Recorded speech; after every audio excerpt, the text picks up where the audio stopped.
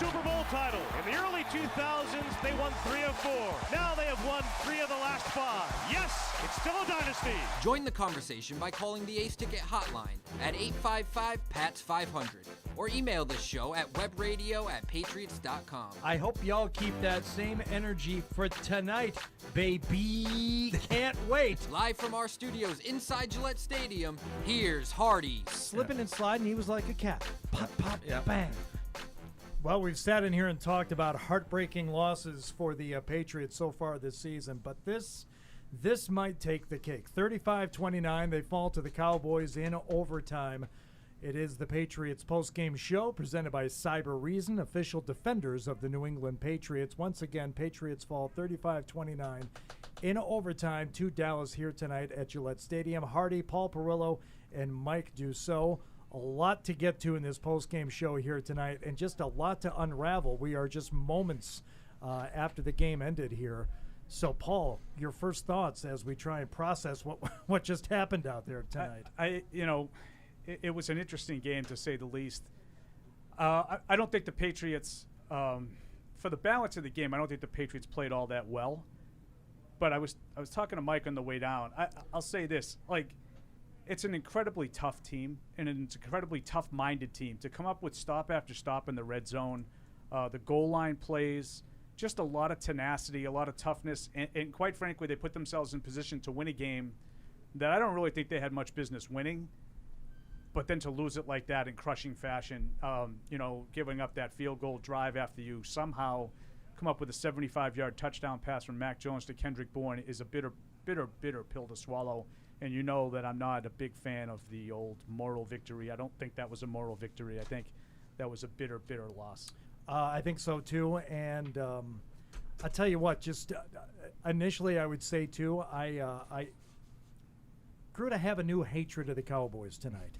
That is not a likable team. I don't like. You don't like teams that commit 15 penalties and fumble into the end zone and drop passes in the end. I don't like those teams either. I don't like the way, in large part, they carry themselves. I think Mike McCarthy is ridiculous in some of the things that he does and the decisions that were made here tonight. But that team is absolutely stacked in a couple of areas, and they were showcased tonight at various points, and especially there at the very end of the game. Mike? Yeah, I'm just sorry. I'm trying to wrap my head around it. I'm not sure what's worse, to lose the game like that, or to just have lost it when Mac Jones threw that pick six, or maybe just even before that, not even to get into all that craziness at the end. I'm still trying to process how that all went down. Some general takeaways, though. Fast start, something that I thought they needed, they got, which was good, but they were not able to sustain it. And I think as soon as Mac Jones or I should say, as soon as James Ferentz got the penalty that took the 21-7 touchdown back, the next play, Mac Jones gets absolutely blasted. He ends up on his back. And from there, I think they had the block punt. They had then 3 straight punts. They were asleep for most of the middle of the game. And then they woke back up on that last drive of regulation, the second to last, I guess it was, where they put together a long drive, a lot of runs, and, grinded it out. I don't think they had a third down conversion until that drive. So, look, they were 0 for 5 up until that point. Yeah, I think they had 3. Conversion. So, yeah, it's like some of the things came to fruition. The fast start, yes. The third down that you had talked about, Paul, no. Half. Defensively, the third downs were excellent. Offensively, train wreck. Exactly. Shooting the A-gap? I don't know. They didn't shoot the A-gap. They never even got a hand on Dak Jones all day. Dak Prescott. Why do they call him Dak Jones? I don't know, but they tried a couple of times. For things that we wanted to see. Paul, you and I got our offense tonight. You and I got 4 touchdowns. I didn't get any offense. But we at least. I'm with Deuce. Deuce was pouting in the second quarter. It's like, okay, what happened? Listen, going into the fourth quarter, it was either late third or early fourth when they only had 164 offensive yards. Right. I mean, but okay, they made a huge play. I give Mac Jones and Kendrick Bourne a lot of credit. Did we get our touchdown? Did I get my touchdowns?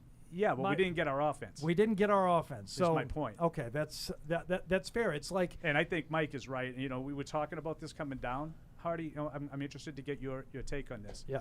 The play that Mike is talking about, where he after the Ferentz penalty, he got blasted. Yes. I don't think Mac Jones looked right the rest of the game. I wonder if because he looked like he really, really was shaking cobwebs. I'm not going to say he had a concussion, but I don't think he looked right the rest of the game. You don't see, and this is what Jim Louth said. He turned to me and said, you don't see hits on quarterbacks in the NFL like that much. You don't see guys get croaked like that. Yeah, and I'm not going to make this about that's a rookie quarterback is going to take that hit. Most quarterbacks are going to know that that's coming. That's or he didn't know that was coming. Yeah, I can't even put it on the offensive line there. It's like guys are going to get to you occasionally, and you have to be ready for it. And he was not ready for it. So yeah, and I'm not. Listen, I give, like I said, one of my big takeaways is just how tough that team is, because this was. I mean, you're going to look at this game, and this is one of those things like, I've been talking all week about Dallas. Are they ready to win this game, or are they going to come and do Dallas things? Well, you know what they did? For 4.5 quarters, they did Dallas things. They did so many and Dallas things. And they were so much better than you on just in sheer talent that they still found a way to win the game. They committed a penalty on every other play. The first, 12 minutes of the game, they already had 6 penalties. Personal fouls, horse collar tackles, holding calls. Number 52, I think, had 4 holding calls and then topped it off with an unsportsmanlike after one of them at the end, so they lost the down. Incredibly stupid things. Mike McCarthy goes for a 4th down from his own 35, then kicks a 51-yard field goal from the other team's 35. Everything that you map up to lose a game, Dallas did, and they were just so much better than you that they still won. Yeah, they opened the game with the full McCarthy. McCarthy, wonderful phrase. Right? With going for it on 4th down, and then when you don't pick it up, let's challenge it. Let's challenge it and compound the error. And I'm sure you guys, from your vantage point, 250 yards away up in the press box, knew he didn't get it. I didn't know what the yard to gain was, but I knew he didn't get a bad spot. Well, from where I was sitting, because the yellow line looked like it was right on the line. He didn't get it. I was sitting in the booth up on the 50. I'm like, he didn't get it. Now, I'll tell you what they did. I'll tell you one that they did get. The play before the 4th down fumble by Dak Prescott into the end zone, yes. The 3rd down, yes. He was in. His thighs were over the goal line. The ball had to be. But, in addition to all the penalties, I'm sure we're going to hear about it in the postgame here, the uncalled face mask in overtime that would have – I didn't see that. What was that one? It was on the incompletion to the right sideline. I don't know who the receiver was that Mack threw, but there was a face mask. The corner reached up and grabbed the receiver's face mask. And it's like – that makes me feel not better. No. What happened? In overtime, incompletion to the right. I don't know. Aguilar on the 3rd down? I think so. No, it wasn't the one in the middle. It was. I think Aguilar dropped the first one, right? Yeah, and I don't think it was Aguilar again, but there was a face mask that didn't get called. And it was. I don't think the ball was catchable anyway, but that's still something you get flagged for. Based on the way that game went, I'm stunned that it wasn't called. So we'll open up the phones here right away. And we're here for some therapy because that one hurt. Mike gets very emotional with these games. I'm sort of at the point where I don't want to say indifferent because I'm not indifferent. But I almost wanted to hug Mike. Oh, I did. I wanted to hug Mike at the end of the game because, Mike and Matt Morrell as well. Matt Morrell has got a lot of riding on this one because he wants to be at the Super Bowl so he can see Eminem. Time's running out. So, but that's a crusher. That's a crushing loss, and I don't want to even try to minimize it by putting a smiley face on it in any way. I appreciate that, Paul. But look, I think the reality is even if they had won this game, they shouldn't have won this game.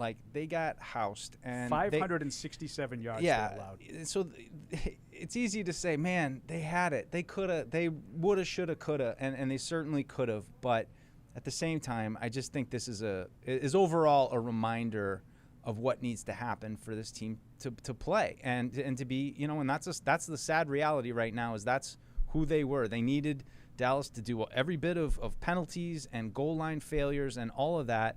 12 penalties, plus who knows how many declined. At least 3 that I can think of. Right. Dallas was a traveling circus. Before we get to your phones and everything else, though, we need to do right off the bat here the good, the bad, and the training room presented by Theragun. Now it's time for the good. Pretty good. It's pretty Pretty good. The bad If you were in my toilet bowl, I wouldn't bother flushing it. and the training room. You want a back rub? Presented by Theragun.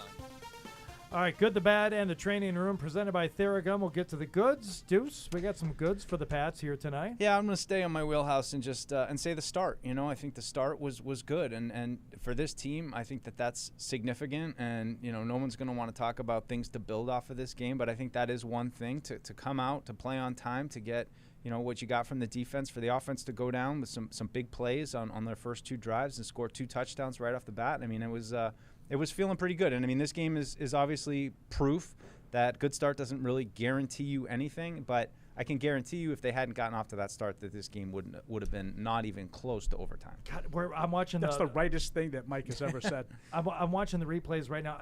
There were huge plays and huge turns in this game I had already forgotten about. Yeah, there was a very, very roller coaster-like game. But Mike is right about the start. And I will say, just coupled on that, and I'm watching our highlights a little bit, as we're talking here. Outstanding, just outstanding red zone and specifically short yardage run defense tonight. 4th and 1, actually, in the first drive. They stuffed Elliott for nothing. 3 plays from the 1-yard line. Elliott, then I think it was Elliott twice in a quarterback sneak, and then the 4th down play. They end up getting, I think it was Bentley, punches the ball out just before he gets to the goal line to cause the turnover.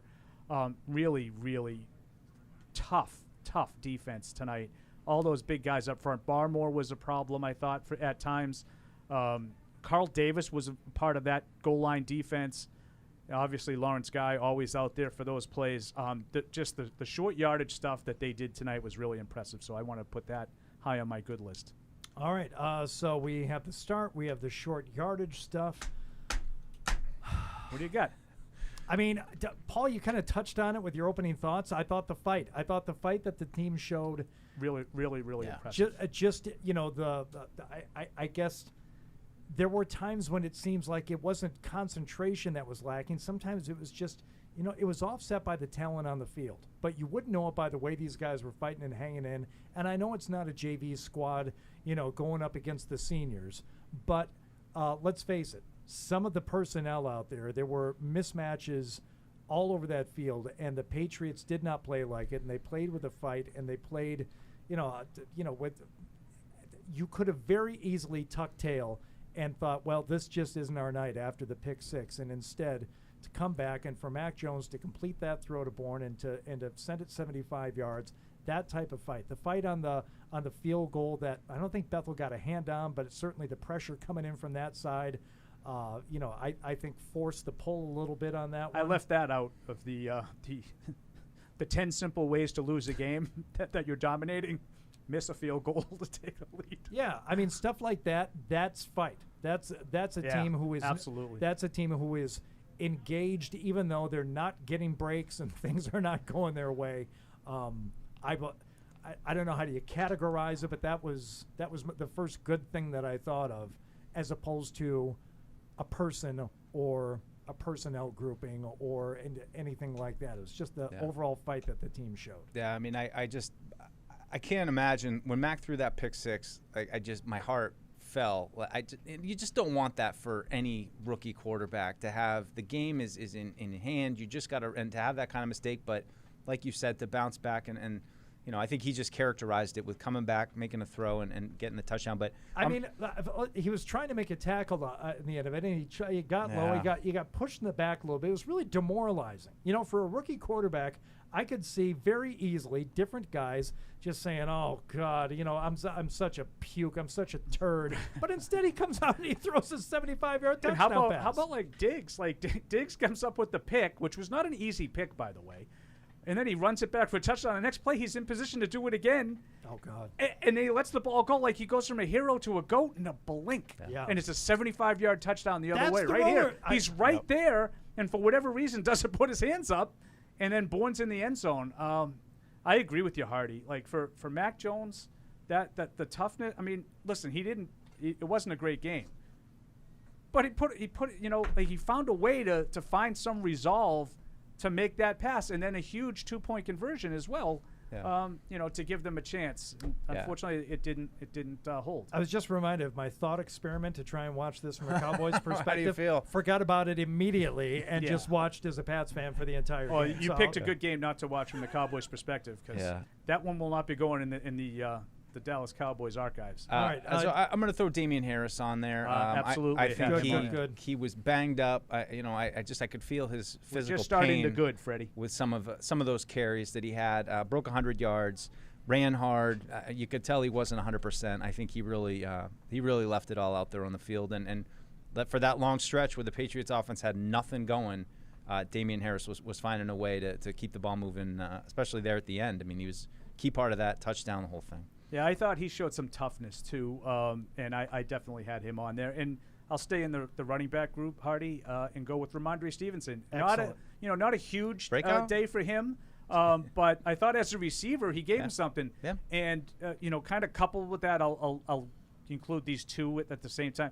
Just the early mix of play calling, and Mike talked about the fast start. That was a clinic. Josh McDaniels put on a clinic early in the game with that. That was not a play that we've seen very much. That little kind of seam route almost to Stevenson for a 22-yard pickup. He had 3 catches for 39 yards, 5 carries for 23 and a touchdown, the go-ahead touchdown in the fourth quarter. I thought he gave him a little something, and I thought Josh McDaniels showed a little something with the imagination with the play call mix early on in the game to get him involved as a receiver. I thought that really worked well. Boss man Fred Kirsch with us now on our good list here on the Patriots postgame show presented by Cyber Reason. Fred, what was the first good on top of your mind tonight? Is it possible to have something on the good and the bad list? Yes. The O-line. Not unprecedented. I thought the O-line blocked well running the ball, but they did not block well when Mac Jones dropped back to pass. So I put him on the good list for the running game. Okay. You don't have him on the good list in running game, do you? I don't have him on the good list for the running game. Yeah, I wouldn't either. But I mean, just but based it's not unprecedented. We have done that. Good just and based bad. based on where they were up until the fourth quarter, because they hadn't been able to move the ball. And Fred, I did the same thing. I came in here and I said, "Well, we got some offense tonight." And Paul said, "No, we didn't." I said, "Well, in the fourth quarter, you got a little bit." But you got a 75-yard touchdown, which was they had game. Yeah, you can't go. That was unbelievable. And you can't go 75% of the game without a lot of stuff, and then it's like I would, based on a couple of catches, I would love to put Jacoby Myers on the good list.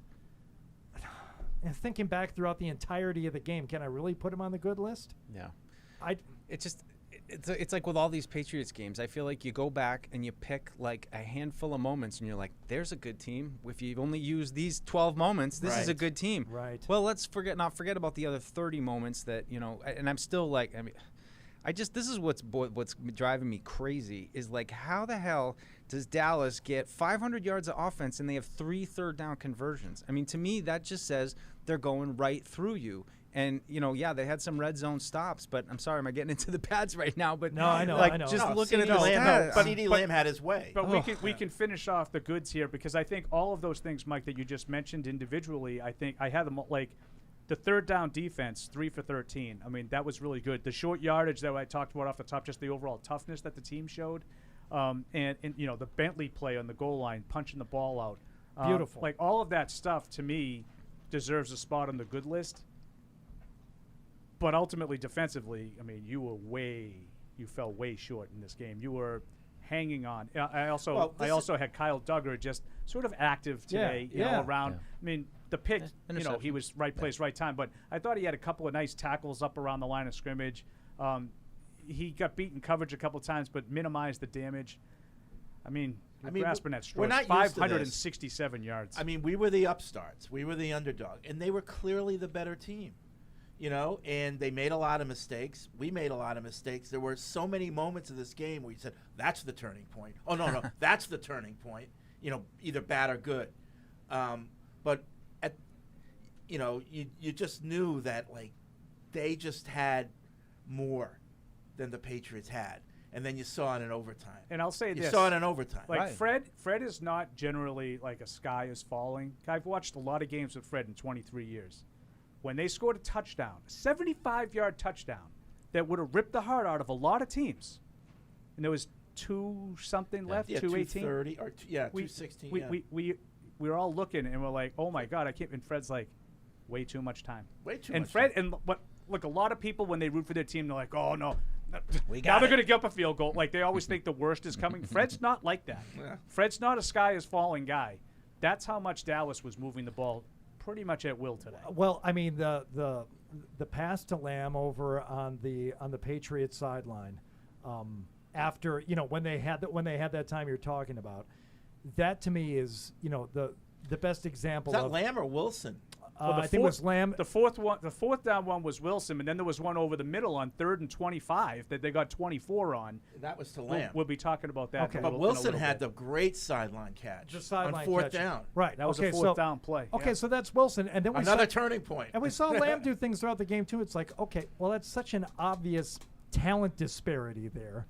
I'm with you. It was they scored too fast. I mean, that's why too much I'm time. not I hate to say it, and I know a lot of fans are watching and they expect me to be like just completely depressed. I'm not, because they were clearly the better team, and I mean it was a game. It was a game, and so now we're 2-4. We lost 4 in a row at home. That sucks. But like, I don't know. I was emotionally prepared to lose this game going in. They're just that much better. But you think the Patriots were the better team? No. Oh, God. Oh, okay. No. All right.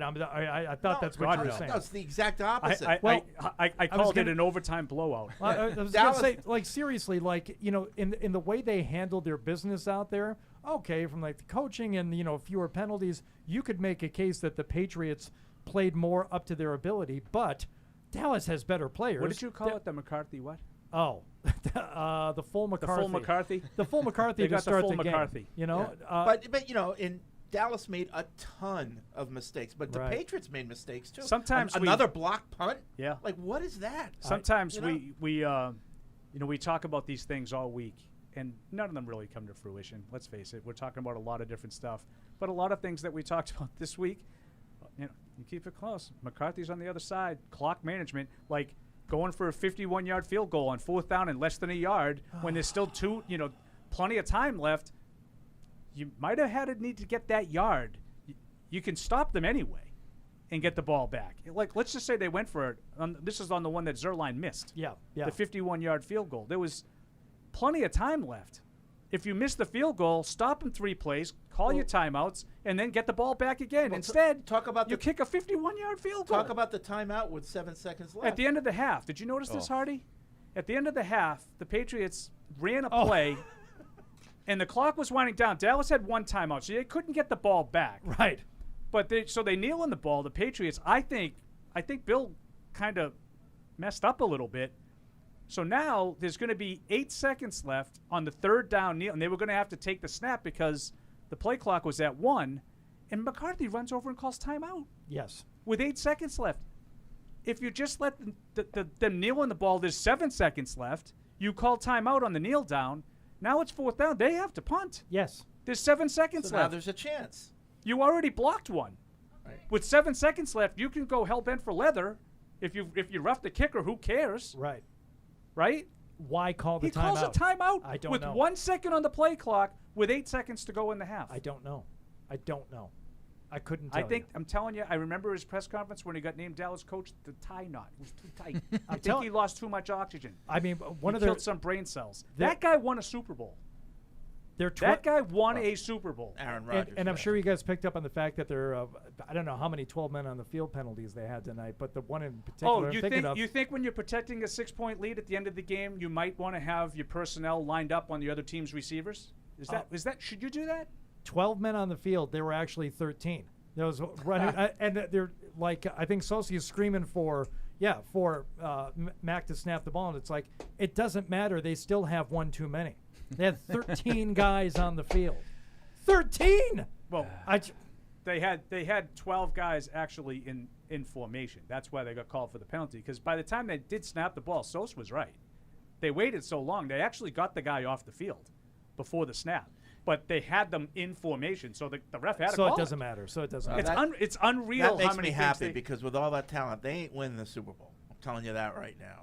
I'd have to agree based on what I saw today. I cannot imagine them, even with all that talent, navigating the gauntlet of the postseason and the pressures that come with it, and keeping it together and not just becoming a puddle. All of this excludes Dak Prescott, by the way. He willed that team to victory today. Listen, the Patriots had pressure, but he would just slide to the left, slide to the right, hit guys on the run. He made it look easy. Look at some of the plays he made in the gotta-have-it plays like that.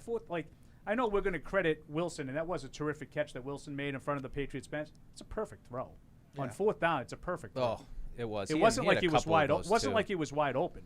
We need to do an official bad list and then get to the training room. So, I mean, Mike, we don't have to do this all night, but let's just all pick one here that we want to focus in on. We're not going to do the whole bad list? Or pick two. Yeah, we can do the whole bad list. I don't care, whatever you want. I'll start us off with just a problem this season, clutch defense. And they made some plays early in the game with the red zone. The goal line stand was excellent. I thought that they had some early key plays, but couldn't stop them from getting the game-tying field goal, couldn't stop them from getting the game-winning touchdown. And I think at the end of the day, that's what counts most for this defense. And it's just it's unfortunate. I think Dallas, credit to them. They got a great offense. And, just the disparity, you talk about, like, watching it from Dallas's point of view. I don't know if I'd ever watch it from Dallas's point of view and feel like everything is such a heavy lift for the Patriots right now. And for Dallas's offense, it wasn't much of a heavy lift. And, getting that final score, that was the final exclamation point on it. I just want to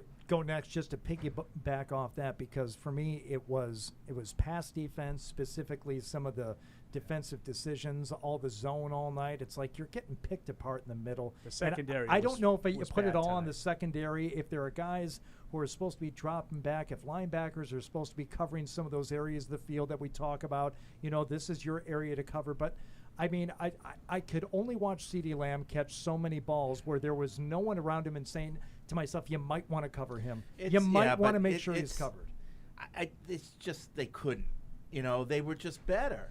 And like you said, guys dropping into coverage and stuff. That's the only way they could stop is, sort of, faking the blitz or, and then dropping into coverage and kind of fooling Dak a little bit. But just to flat out cover those guys, I guess it was a mismatch. But I do wonder if Freddie's right. If maybe they, because you do. I think your point is well taken, Hardy, about like try something different. They did do more zone tonight than I've seen most of the season, and you just think, well, dropping 6, 7, 8 defensive backs, it's not working. They're getting open. So try something different. Maybe go man and try to put some pressure. They had no pressure all night. Well, that's I think that was by design. And when he did have pressure, he just bought time. Well, they really didn't have any, though. Well, they pushed him out, and he had to go left, right, and he just made it look easy. He made it look like there wasn't pressure. They threw 51 times. I don't remember him getting hit once. No, but that's my point. They pushed him out of the pocket, but he just made it look easy. I mean, they got credit for 4 QB hits, no sacks. Yeah, I mean, 51 dropbacks, 4 hits. They had no pressure. Paul, what is your first official bad on your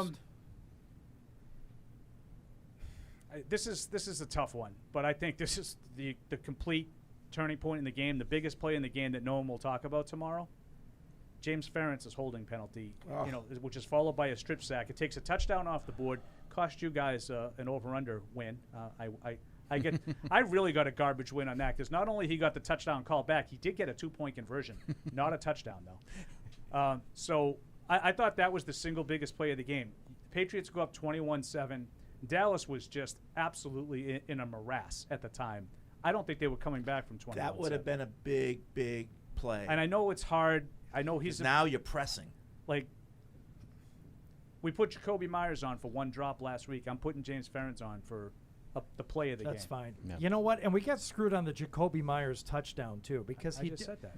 Yeah. That's what he just said. Oh, I'm sorry. I thought you guys got screwed on that. Not only he got a touchdown call back, he got a 2-point conversion. Remember how you zoned out in the pregame? I just zoned out just Hardy's now. thinking about the next break. Well, I was thinking. No sense of thinking about that. We don't take any. Yeah, it's tomorrow on the Sports Hub. Right. that is when I was like trying to picture it in my mind's eye. It's like if Paul ever says tonight, Jacoby Myers had the touchdown, but got called back, I was going to say, aha, he did have a touchdown, and it should go down as a win. No, doesn't work that way. If we were going to do it that way, the Cowboys scored 58 points tonight. Back to my O-line, I got Wynn on the bad list. Yes, I mean, you're out for COVID. You come back because the guy that was playing did terribly. So you should come back and, take your job back, basically. And he just got manhandled by Gregory, and he's out. He's back on the sideline. That was just. I wonder if He's my Haran's guy. going to get a real look at left tackle now. Really, I wonder if that's something I'm disappointed. I'm back to my Pro Bowl guard hope. He's downgraded. It's funny. Fred's got him as the Pro Bowl guard. I think the Patriots are wondering how they can get out of that 50-year option that they're guaranteed to have to pay. Yeah. Deuce, what do you got? Yeah, I'm going to throw Jalen Mills on there. Tough night for him going against CeeDee Lamb a lot. 2 touchdowns. Yeah, the last one not showing well for himself there at the end with the shove. The end of regulation, the 3rd and 25 was Jalen Mills. Yeah. And they gave up 24 yards. Yeah, a lot of big plays in Jalen Mills' direction. And I think, and I'm not even that mad at Jalen Mills because I don't think this is Jalen Mills' thing. I think this is a game that illustrates why you want Stephon Gilmore and J.C. Jackson as your top 2 corners when you got to face a team like this with 2 guys. And now we got to play zone because we can't man up with these guys. So it takes you out of what you do, and Jalen Mills gets stuck on an island with CeeDee Lamb, and he's got to try to do his best. And this goes back to the beginning of the season when we were all thinking, the front seven's going to complement the coverage. They're going to get, pressure so that you don't have to cover all day. It's a Herculean task to cover these guys as long as they had to. And you just can't do it. You got to get to Prescott, and they didn't. And Judon was close, but no cigar, and not enough to impact any plays or to really, throw any of the throws to put them in harm's way, except for the one, obviously, but that was deflected. Probably his quietest game today. Not that he was bad, but he was quiet. Judon was close on that play to Fred, correct me, and I was to Wilson, not to Lamb on the sideline there. Judon was real close. Oh, they were close, but Dak was just great. He's an elite quarterback in this league. And let me tell you, as despicable as that team is, there are certain guys you just can't stand, and you can't stand the head coach. It's hard to dislike Dak Prescott. Oh, I said before in the pregame show that his performance against Tampa really won me over. Yeah. I was so impressed coming off that long layoff and the injury, how well he played. And he just seems like he's immune to that stupid Dallas stuff. That's all I hate Dallas for. I don't really hate Dallas, but I'm just mad at them for being talented and playing like idiots and being like, you guys are better. Still being able to win. Be better, Dallas. Right. I want to go tell them be better. Like Fred says, and I think Fred's right. You have a team is that talented, and you already think they're not going to win the Super Bowl. Yeah. What's your next bad there, Paul? My next bad is I'm gonna talk about Mac Jones a little bit here, and there's 2 things that can't happen. And I know he's a rookie, and I know it's unfair, but you're at the end of the game, you get the missed field goal by Dallas, so now you got to get a first down, and you come out on 2nd down, and you take a delay of game penalty.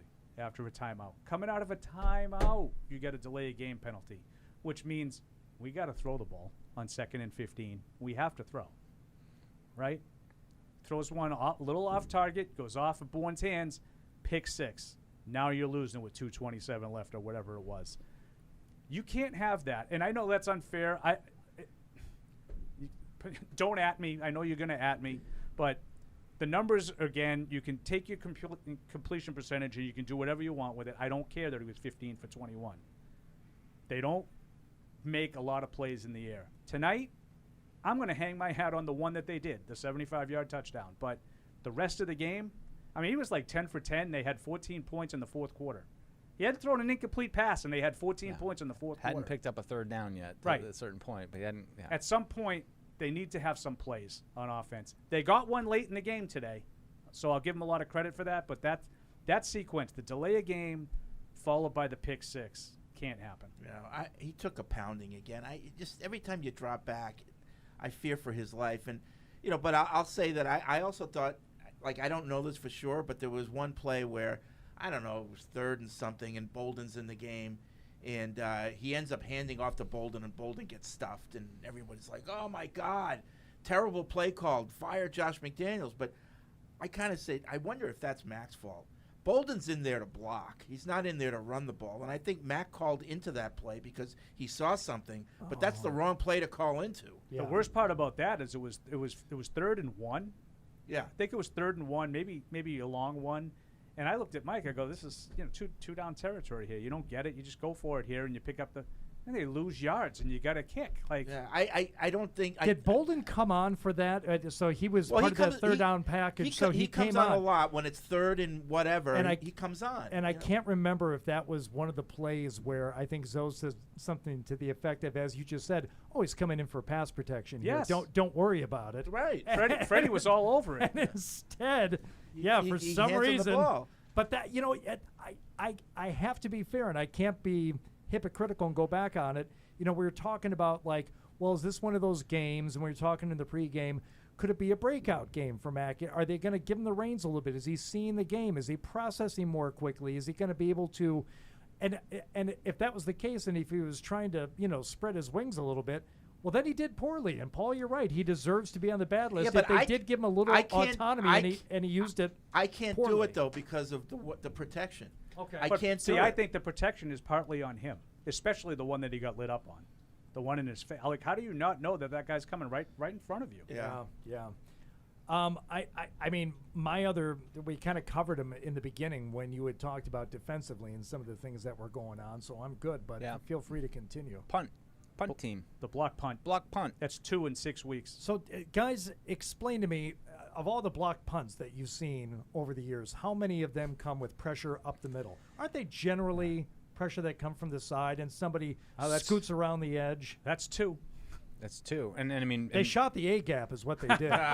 They did. But you're getting a good look at it right now on our post-game highlights too. I mean, it's right up the middle, and the Patriots were fortunate on this. It didn't cost them any points because first bit of fortune right here is 85 is going to pick it up right there and easily run in, and 57 grabs it while he's laying on the ground, and then they ended up that this series ends with the 4 down from the 1 yard line where Prescott looked like he got in on the 3rd down play and then fumbled on the 4th down play, and they come away with no points on that. But that's twice, in 6 weeks of play for a team that devotes an awful lot of money and resources to special teams. Yeah, that can't happen.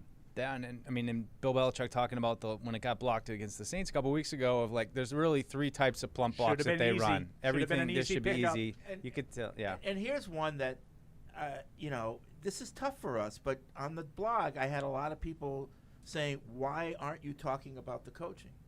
Why aren't we criticizing coaching more? Because I thought that's the only reason why they were in the game. And so we don't know. I mean, like, is Cam McCord a good special teams coach? Oh, special teams coaching. Or anything. I think that the game plan that they brought into to get Deuce's perfect start, I think they put on a clinic to start this game.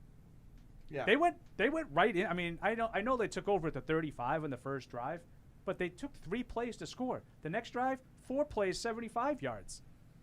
Yeah. I mean, Dallas had their requisite 15-yard penalties along the way, but 4 plays, 75 yards. They put on a clinic to start the game, coaching-wise. Yeah. But to your point, Cam Acord, I don't know. Don't buy green bananas. Maybe he's good, maybe he's not. But like you said, Paul, they devote a lot of money and resources and time in practice on special teams, and we're not seeing the results this year other than Nick Folk. Right. And I would connect it, Fred, to the last 2 years of how many games did they maybe win or pull out because they had those kind of special teams plays, and they're not getting them anymore. And so we're talking about a team that needs everything to kind of go right. You need the other team to have some penalties. You need to just somehow grind out the offense. These kind of things, they're not going to survive these anymore. These kind of plays now going the other way. They needed to make these plays. They needed to be dominant on special teams and defense this year to give time to this offense to develop. Right. And they're not getting it out of them at all. They're in fact hurting the team, which is just making it even harder. So it's disappointing. I think it's the first time they've had 2 punts blocked since 2015, I believe, is what I saw Mike Reese tweet out during. So it's just these kind of things that are happening that are just so foreign to Patriots fans and people who have become accustomed to believing that, solid football fundamentals, not beating yourself, that those kind of core tenets could continue no matter who was kind of playing here. And right now, It's not. The mistakes have been consistent. That's the only thing that's been consistent about this team is what they're not doing right and where they're falling short each week. It's just kind of the same stuff. I mean, now, kick and punt coverage has been pretty good, but on the other side, they haven't had any good returns, really. So it's – Yeah, they did have one tonight, but yes. Up your the sideline with Gunna. Yeah, and I had that initially on my good list, but then the Patriots didn't really do anything with it, so they went 3 and out, so it really was insignificant. I'll give you a huge, under-talked about and underrated bad for how bad it is. Playing the outfield when the game is not in hand, which they have done twice now this season. You know how many times that happened? I'm sorry to bring it up, but in the Brady era, when they played Josie and the Pats didn't go on to win the game, never, not once, didn't happen. Well, twice now. It's a new era. The Patriots were leading at the half today, were they not? Yep. 14-10, right? I believe that's their third loss in Gillette Stadium history when leading at the half. The last 2 in a row. All right, Paul. Paul or Fred, any more bads before we get to our training room I thought here? Dante Hightower looked like he has lost it. I don't remember seeing Hightower really one way or the other, which is kind of the point. Really slow. Yeah, he had a missed tackle early, then he hurt his elbow, and he came back. Some of the stuff that I thought looked good was one of the things that you had mentioned, Fred, like, when they would, show blitz but then drop back. I thought Kyle Van Noy was effective doing that, but it's like, now you're talking about like scheme and what am I going to put him on the good list for that, or it's like whatever. Okay, a couple of those things worked a couple of times, but Hightower I didn't notice at all, and that's not good. No, and that's what I struggle with. I do think that last week he showed a little more energy, a little more oomph, a little more pop in some of his plays. But it's hard for me to look at, and just look at the stat totals, and you have one QB hit between Van Noy and Hightower. One hit. They both had 4 tackles. They're not making plays. But they aren't. But one thing I will say is, a couple people said, "Oh, this defense looks disinterested."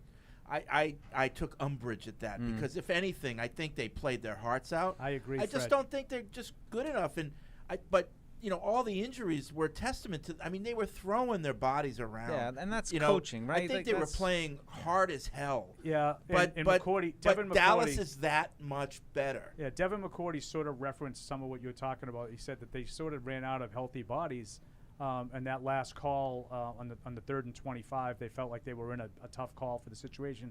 But we had Jalen Mills. Now listen, I'm a big advocate of, I know you're hurt, but you're out there.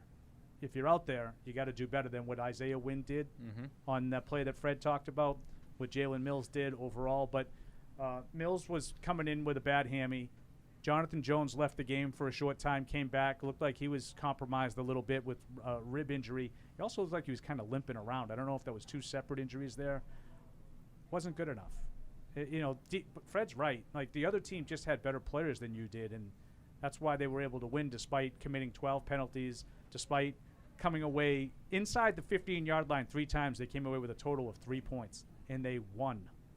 Like, there's no way. Dallas is going to float home having won that game as badly as they played. It's one of those we talked about all the time in the pregame show. Like, you look at the game through the prism of your team, and you're like, oh, God, Patriots, if they just could have done this, if they just could have done that. They were so close. They were a play away. Dallas absolutely gave the game to you. Prescott fumbled on the goal line. He threw a pick in the end zone. They missed a field goal. They passed up another field goal and went like they were bad. You can be a play away from winning a game, but you're not a play away from being an NFL contender right now, and that's the bottom line. And it sucks because they could have found a way to win that game, and then you cross off another week, and you're like, okay, we're getting there. We're getting there. Maybe we're getting better. I'm glad you said that, Paul, because that really would have been the feeling, not of this like, wow, we can play with these guys. It would just be we can tread water another week and try to string all this stuff together, take the good elements out. You got the Jets next week. Maybe you play a little better against a weak team, and instead of squeaking by against a weak team like you did last week, maybe you play well against the Jets. Now all of a sudden, you got a little something going. Get a home win. Everybody's you got a little something good. Going at 4-3. Now you just got to do that just to stay really kind of relevant. If you don't win next week, it's over again, just like if they had lost last week. I hate to play the what if game, but yeah, what if they had won this and it's like all of a sudden you're 500 and you beat a good team? Yeah. And that it's a new day. Changes things dramatically. It's a new day. Even though Dallas played terribly. Yeah. By the way, Nick Folk, good list. 3 for 3 on extra points. All right, training room. Oof. You know what? I left it's a my pretty good list. Yeah. I'll just rattle them off. Rattle. Adrian Phillips went out early with a foot injury, but he did return. Fred mentioned Hightower's elbow. He also returned. Christian Barmore's shoulder. He also returned. And we already mentioned Jonathan Jones, who was announced with ribs. Winovich went out. Winovich went out with a hammy, and he never returned. Did Bentley come back in? Because I know for a while he was out. I think Bentley came in. He also was announced with landed ribs. on. He got landed on pretty good. So he came back, and then the last one, I think Justin Bethel looked like he turned his ankle on a field goal. Yeah. But he was back. A couple of guys were down and got back up. Yeah, there was Judon was down and got back up. I think that bunch of guys were. Matt got up slowly after that. Man. Well, Fred, I want to throw this out before you head to the break here, Hardy. Freddie, that hit that he took on the shot that he fumbled on. Yeah. I don't think he was right the rest of the game, and I wonder really? if maybe he had a little something going on upstairs. I don't know. Because he got off to a good. I mean, the Patriots themselves got off to a really good start offensively. Like I said, 2 touchdowns in their first 2 drives, and then they went from the end of the first quarter to the middle of the fourth quarter, really without a first down. I think they might have had one first down. One, correct. Yeah. All right. The training room presented by Theragun, the only physician-created percussive therapy device, releases your deepest muscle tensions and aches. It relaxes that tension using a scientifically calibrated combination of depth, speed, and power, trusted by 250 professional sports teams, and comes with a 30-day money-back guarantee. Go to therabody.com to get your Theragun today, starting at just $199. Marine Matt, are we good to step aside for a moment here? Would you like to do that? He's busy talking to Paul. Okay. Paul said we were going to break. Paul said we were going to break. Are we going to break, or are we going to take calls? Let's take calls. I was using the Theragun in the press box. They told me to stop. Well, I saw you getting ready to do the read for Theragun, and I just assumed we were taking a break. No, it's and silly boy. Then I got involved in the conversation with Matt when I went to get my Pepsi. Eric in New Jersey, first up on the Patriots postgame show, presented by Cyber Reason. What's up, Eric? Yeah, so there's a lot to take back from this game. Cowboys definitely let us hang around. Time management in the fourth quarter. Guys not getting set, the timeouts, I think the overusage of the timeouts early in the game. I thought Josh was dialed in on the first quarter, did that play-action play to Johnny Smith in the back, and you ran Stevenson up the wheel route. But just no pressure. Uche, I just don't know what the role is. He seems to just get swallowed up by this big tackle. Yeah. Just like I said, just the overusage of the zone in today. I know you couldn't match up personnel for what they have, and that team's shorthanded, especially with a Gallup out there. But Van Noy, Collins, Hightower, the boogeyman turned into the good guys out there. They're just not making plays. I just don't understand just the usage of Henry and Judon on special teams, especially Henry's injury history. But I mean, overall, the game was close at the end, but I just kind of never felt that we even deserved to win the game. I mean, Cowboys did Cowboys things today, but at what point does this team, is it coaching, the usage of the personnel on defense? Even when we sent some guys in there, nobody was getting on Dak's lap. Dak was having a field day back there. I mean, it's kind of just I'm getting to the point. I mean, it's beyond frustration. It's just, I mean, I know. I know this team's not going. I know this team's not going to contend this year. I mean, we have a competent quarterback. I think Mac's going to grow, but it's just like, at what point do we start clicking? I mean, defense can't make a stop at the end of the game consistently. I mean, that shows. But just the pass rush. I mean, is it the coaching style, the personnel? I mean, well, I'll tell you this, Eric, and I think you're right in terms of contending and what that means for the postseason and things like that, but. With a couple of tweaks here and there, that game tonight, as we talked about, you come away, you're now a 500 team with a win over a good team, and you start thinking about, whatever whatever goals you're trying to attain are that much closer.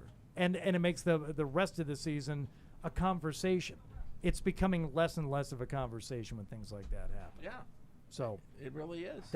I think that's where the frustration is. It's almost like right now we're in a game where we're losing, and our middle relievers in there, and we're trying to just hold down the fort long enough so that we can crawl back into it. Freddie's been watching a lot of Red Sox. But when your middle reliever isn't keeping the score down, you know what I mean?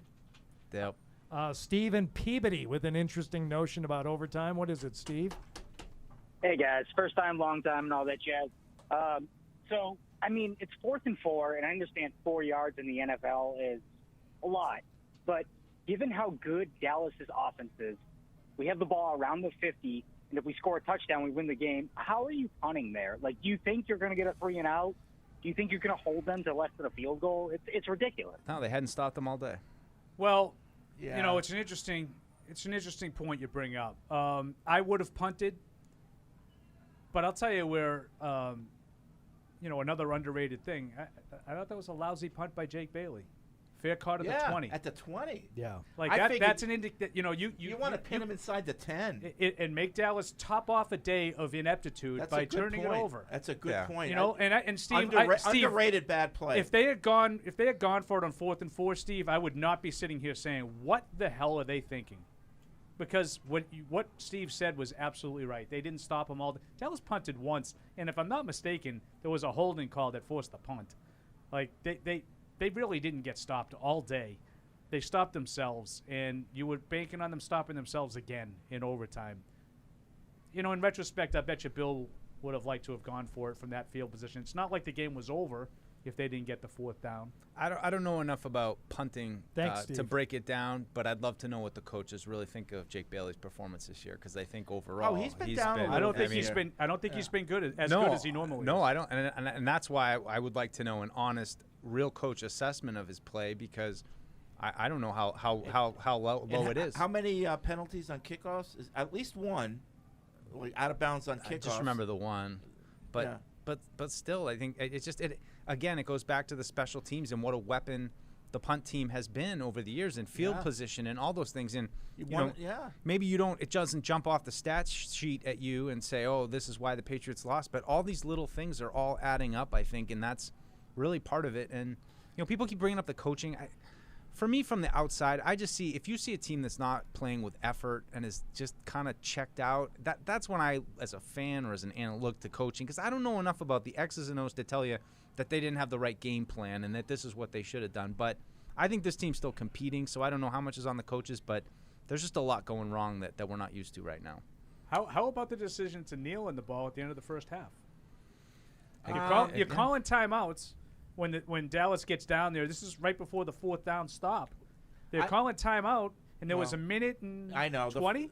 The first play, they gained a yard, and I think that's when they threw in the towel. I think if they had a good play on that first, they would have kept trying. I was okay with, all right, let's just go to the second half. We get the ball. I think if they had a better play, they only gained a yard on first down, and they said, the hell with it. I don't like the play.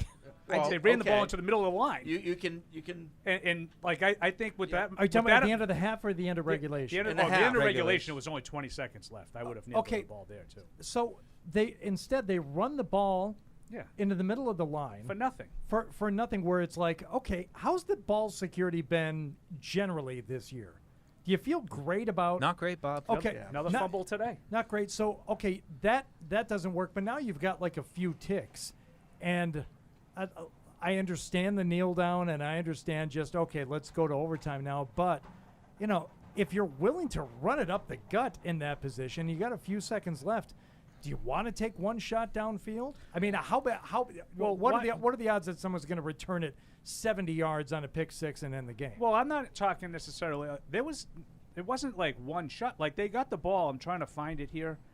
When Dak, there was a minute and 30 left. Like, it wasn't Hail Mary time. Right. It was, let's run 5-6 plays, see if we can get in field goal range and kick a field goal here to close the half. Instead, they went out and they ran Damian Harris for a yard. Then they took a knee with 47 seconds left. Like, let's just see if he busts off Yeah, no, I mean, Fred's right. If they had gotten yards, I think I had said to you, here comes the 15-yard draw, and now we're going to get into our offense. Why do we need the 15-yard draw? Yeah. You're at the 20-yard line. See if you can make a play. Or do we not have a quarterback that we can we can do these things with? Which is it? We're used to these decisions being made with Tom Brady. And well, that's – I think the condition of the O-line, Mac Jones's, immaturity, as a player, is making these decisions. They're different than they used to be. Right, and I think that's like the philosophical question that I find myself pondering is, does a crappy team need to be extra aggressive? Does that make sense? Like you might not get down here again, or before you kind of knew it was just a matter of time before you put some points on the board and things got rolling. Now you don't really know. It's sometimes it's not matching up for me. Do they need to be more aggressive in certain spots? Take advantage of your possession. Bill might be also possession thinking, away. By being aggressive, I'm making it easier for them. Right. He doesn't want to do that. It's hard to pin down. It is. Of it's how a delicate balance. I just think there are plays that you can run that are turnover proof. Like you don't have to throw an 18-yard in cut that can go off of someone's hand and get picked off. Like your little play action, quick dump into the flat, see if you can get upfield and make a play. Like there's a better chance of getting 15 yards on a play like that than running Damian Harris into the middle of the line. When did Mac get that big hit? It was the second quarter. It was this early second quarter. Maybe Bill was seeing what you saw. And absolutely. I need to get him to the locker room and see how he really is. And if that's true, then he should have been out of the game. Make sure he knows where he is. Pat Nagawam, before we do go to break here quickly, what do you got for us, buddy? Patty. This was a very frustrating game. Uh-oh. What's going on, guys? Uh-oh. You okay? I'm all right. To me, I look at the ineffectiveness to get any pressure on Dak and the time of possession. They just let these guys. It was 14-10 going into the half, and Dallas held on to the ball 20 minutes to 10 minutes. And great. They had twice as many offensive plays.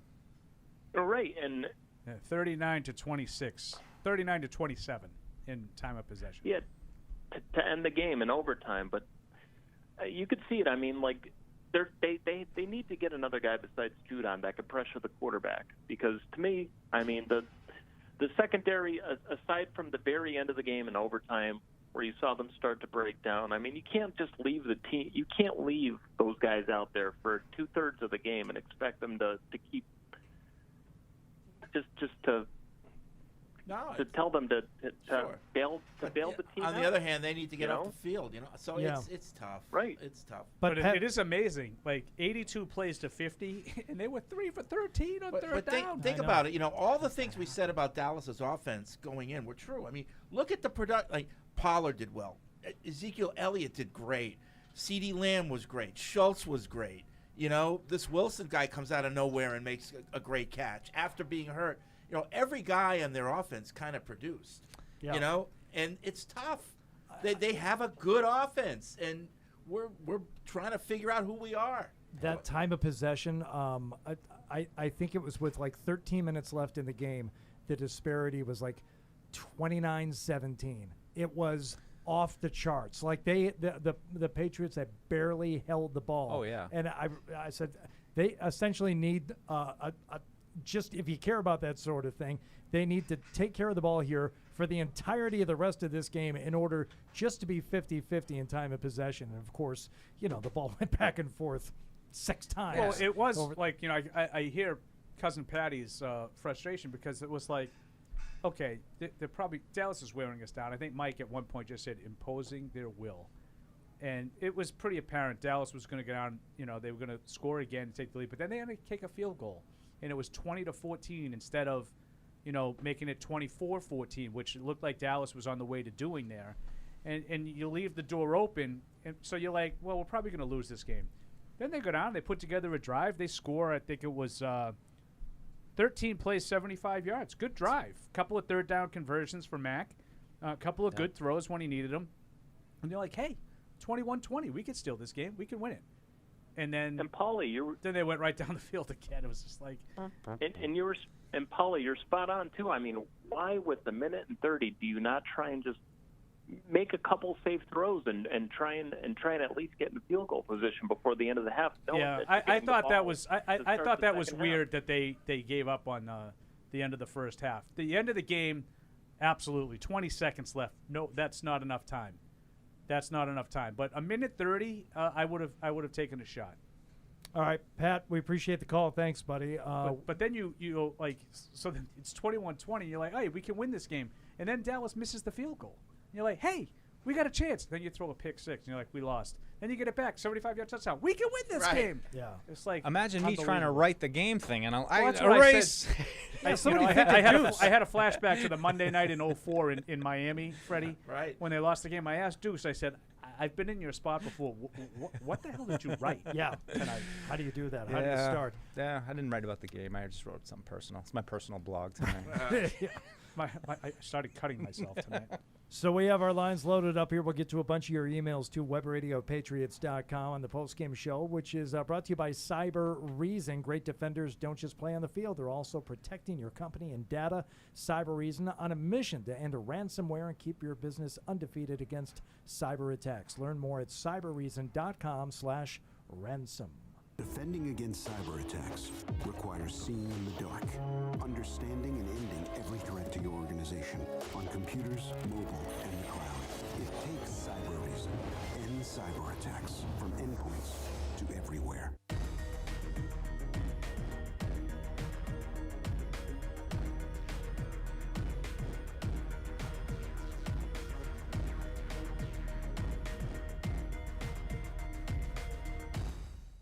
TouchView Interactive is here to support your hybrid learning, distance learning, and video conferencing needs with easy-to-use tools that allow end users to collaborate, interact, and present seamlessly. TouchView Interactive offers a comprehensive line of accessories and software to support your audio-visual needs. Outfit your classrooms and presentation spaces with the future of interactive display technology. Visit touchview.com for more info. Offered by the Oakers Company, celebrating 100 years of service and support.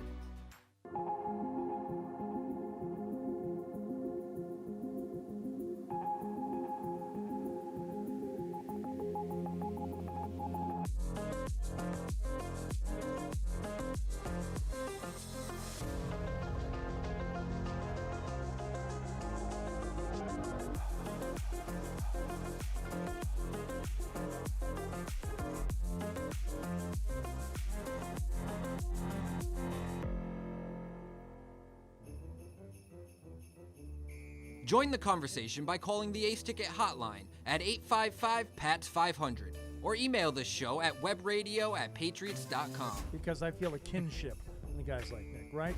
Unsung heroes. They end up being the glue. Live from our studios inside Gillette Stadium, here's Hardy. All right, we'll hear from the head coach coming up here in a few minutes, but first we'll get to your calls at 855-PATS-500. That's the Ace Ticket hotline. Let's go to David in Washington, D.C. Hello, David. What's going on? Hey, how you doing? I was calling because I just felt like defensively it's just a major step down from where we were in recent years, and some of the recent additions that they brought in just aren't really making a difference at this point. Especially, Jalen Mills, he just got cooked all game. I'm wondering, will there be any change in defensive coordinator?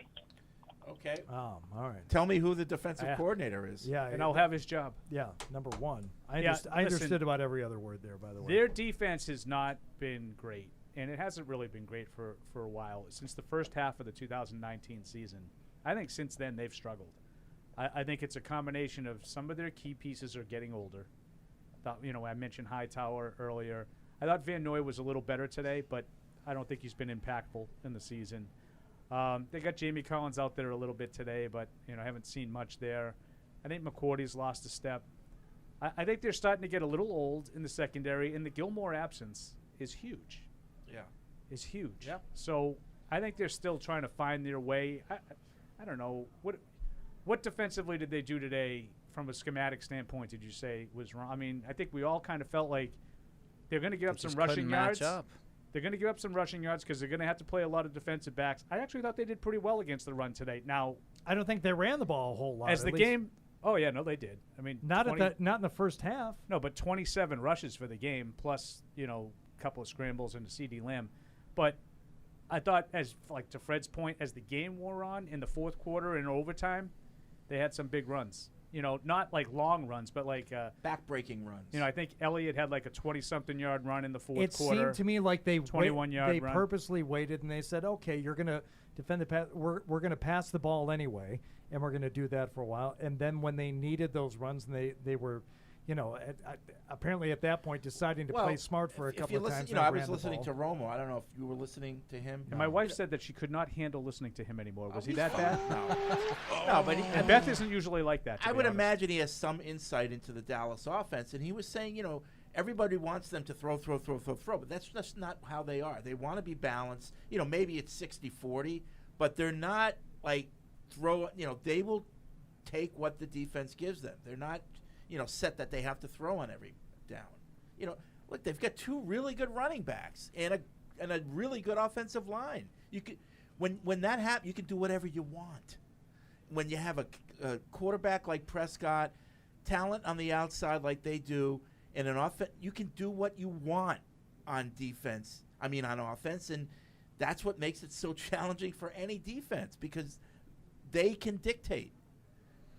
Yeah, I think the defense is they're a ways away. They're a ways away, and I think they got a lot of pieces that they're going to have to replace and fix. And I think I'm just mostly just disappointed that that's what I was afraid of this offseason. Where I don't want is this going to be the year where the defense is old and slow all of a sudden because now that to me says 2-3 years that you need to rebuild the defense to pick up the key parts you're going to need to compete with offenses like the one that we saw out there. And I don't know how it snuck up on them. Not really having a plan on Gilmore, letting that kind of expire. We all know the draft. Yeah. They just, over the last 5 years, they really haven't. But it's still like just this obsession with safeties and strong safeties, and we can never have too many strong safeties in the box. But, asking to get a middle linebacker who can run under 5 flat, 40, no, that doesn't fit what we do. They weren't fast to begin with. And I think when they were strong and they were tough, Hightower, they could win that stuff up front. But, now it's starting to get exposed, and I think that's where they were at in 2008. And all of a sudden, it's like we got to blow it up. We got to start. How many times today did you see a guy catch a pass outside the hashes, short passes outside the hashes, and there would be all kinds of green, and now a guy's got to come in, break down, make a tackle, and it's really hard to tackle in space. You saw that the Cowboys had a lot of trouble with that early in the game. There was too much open, there's too much room, and you can't. These guys are pros. They're going to make you miss when you have that much time to get ready. They're at least going to squirt forward for extra yardage. I just think that it's hard to try to come up with stops when you don't have a lot of speed. And I don't think the Patriots have a lot of team speed overall, but especially on defense. And by the way, Paul, go back and after that first Dallas drive that ended with the full McCarthy, go and look at McCarthy. I love it. Go and look at phrase ever. Like their next two drives. It's like pass, run, pass. They've started passing the ball in their next two drives. That was Dallas? Dallas. Yeah, I thought Dallas did whatever they wanted to do offensively in the whole game. They punted once. Adam in Dublin, you're on the Patriots Postgame show, presented by Cyber Reason. What's up? Hey, guys. Hope you're good. I'm going to be as positive as I can be, but I just got to correct Deuce. This didn't get old and slow just by accident. The drafting has been dreadful for the last couple of years, and that we are paying for a lot of those sins now. But look, on the positive side, the team came in tonight and they had stacks of talent. And what did we have? We had stacks of attitude and spirit. And in a team that lacks talent, that's what you need, because that will be the difference, because we're going to end up with a losing record, right?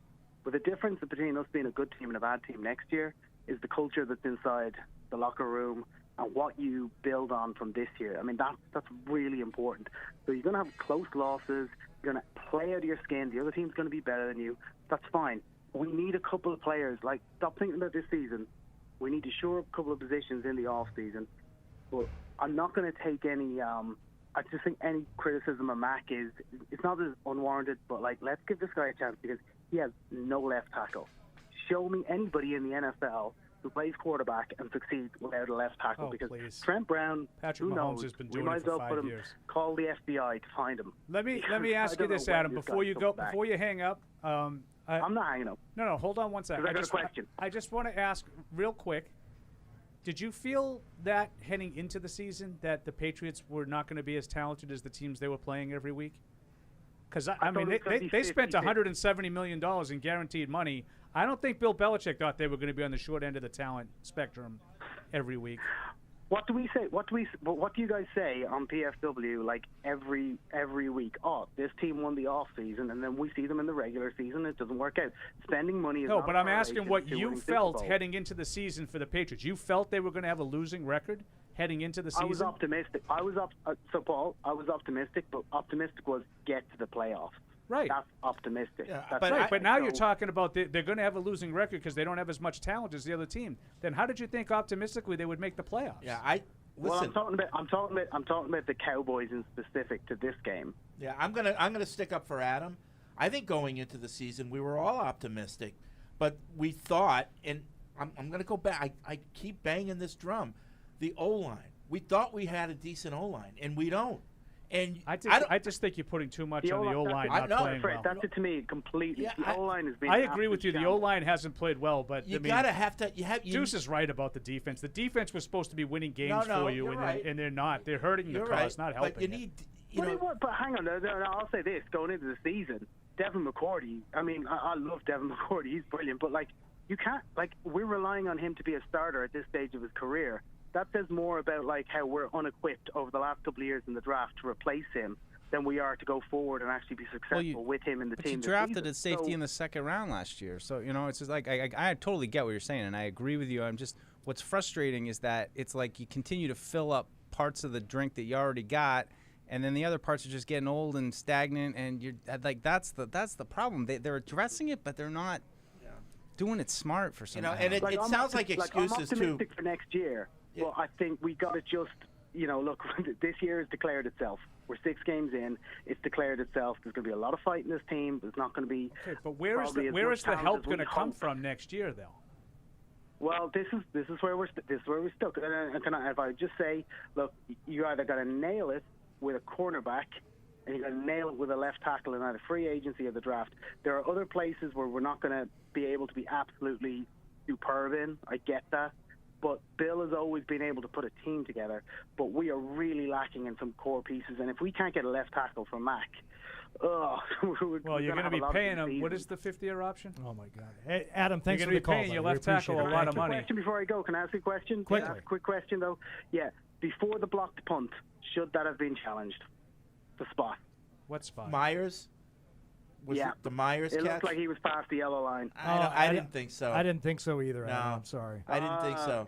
Okay. All right. Thanks, buddy. A lot of people said that. I'll take you guys' word for it. I don't really even. Yeah, a lot of people said they should have challenged that. I don't think they should have. I thought it was close, but he was clearly not there. I thought they got kind of fortunate on the 3rd down conversion that Bolden had with the catch.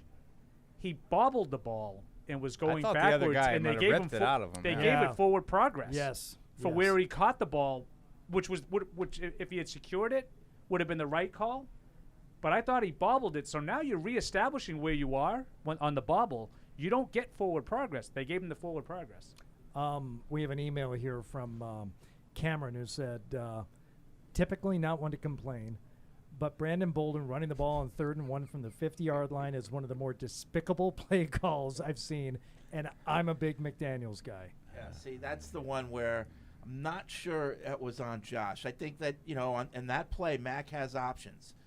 And you didn't put Bolden in there to run the ball. No, I don't think. I don't know. This is where this is why football's such a great sport and also such a frustrating sport, because we really don't know the answers here. We don't know what Mac was looking at and what options he had, and and what they're going to talk to Mac about tomorrow. They're going to look at that play and they're going to say, okay, this is what we did wrong and this is what we did right. I mean, I feel slightly encouraged they only gave Bolden the ball twice, so at least it made me feel like they don't think he's a featured part of the offense. If they continue to give Bolden key touches, I think Deuce is going to He's going to fight. It'll somebody. happen. Mike in Indiana on the Patriots Postgame Show, presented by Cyber Reason. What's up? Mike. Hello? Mike. Hi, what's going on? This is at 98.5, Hey, guys, Mike. first Let's time, go. long time. Hey, I just got a question for you. We talk a whole lot about Bill Belichick being a all-around coach. How much of this offensive struggles do we put on him versus Josh McDaniels? Well, I mean, I think he buys the groceries, so he's the one that put it together. So I think it has to be somewhat of a responsibility for him for sure. But I don't know. I just in terms of the scheme, I just can't help but feel like they're doing everything they can with what they got. Yeah, I don't have a look hard at this time team and putting be like, this on man, they Josh could get so much McDaniels. more out of these guys. So I mean, in that regard, I guess I would be more on the blame Bill end of the spectrum than the blame Josh. I mean, I think Josh is doing some good things, and I just consistency. Just get consistency out of them, and they'll be better. But it continues to look the way it's been looking for 6 games now. Alan in Texas, Patriots Postgame Show. Hello, Alan. Hey, guys. How y'all doing? Good. Yeah. First of all, I want to say thank you all for the show you put on, and with the PU show. I listen all the time, and I got 2 questions. Number one, why is Isaiah Wynn playing? I mean, he just looks awful when he's out there. And what happened with Jonnu Smith in the preseason? You all talked about how great he looked. He doesn't seem to be producing at all. So what's going on with those 2 guys? Yeah, good questions. I mean, I was surprised Wynn even played. And it kind of came on what they put him in after Haran blew a block and they put him back in for a little bit. Right. I was surprised. He hasn't practiced in 2 weeks, so I don't want to make excuses for him, but I was just surprised that he even played. I mean, I think it was a depth issue because they didn't really have anybody else to put in at tackle. So I'm giving him a little bit of a pass, but you're right on Jonnu. I don't know what to tell you. He had a good summer. He looked real promising. He was out there all the time. Of the 2, Hunter Henry and him, I thought he was the more promising offensive piece. And even today, I thought, what do you have? He had a couple catches. I mean, he had one where I was like, wow, that Jonnu Smith. They got him the He ball. only had one.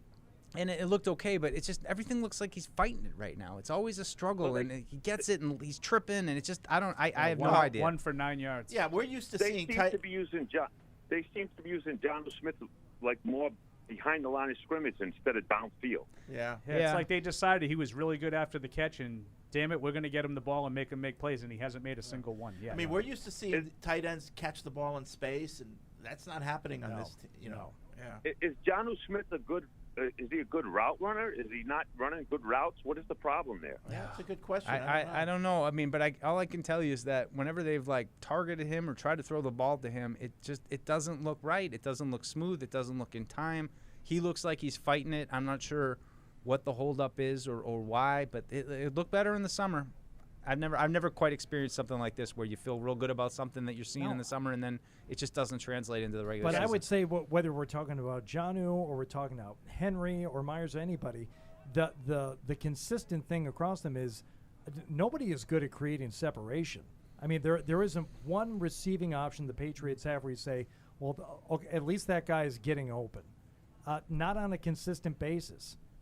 And I'm not always big on that because I just think it's as a whole. I mean, there's no question. I don't think that they have the individual athletes that are just like CeeDee Lamb, where it's like, ooh, he's just so athletic and talented, and you can just see it manifest itself, every time he goes out for a route. But I think there are more plays to get than they've been getting out of those guys. What's your option then, Deuce? To have your rookie quarterback threading the needle on every single play when he doesn't have any time to throw the ball? I mean, something has to give. You have to change something in order to create more offense. Right, and well, I think that they're and I'm not going to make this argument because it's tired, but it's development and it's everybody working together and.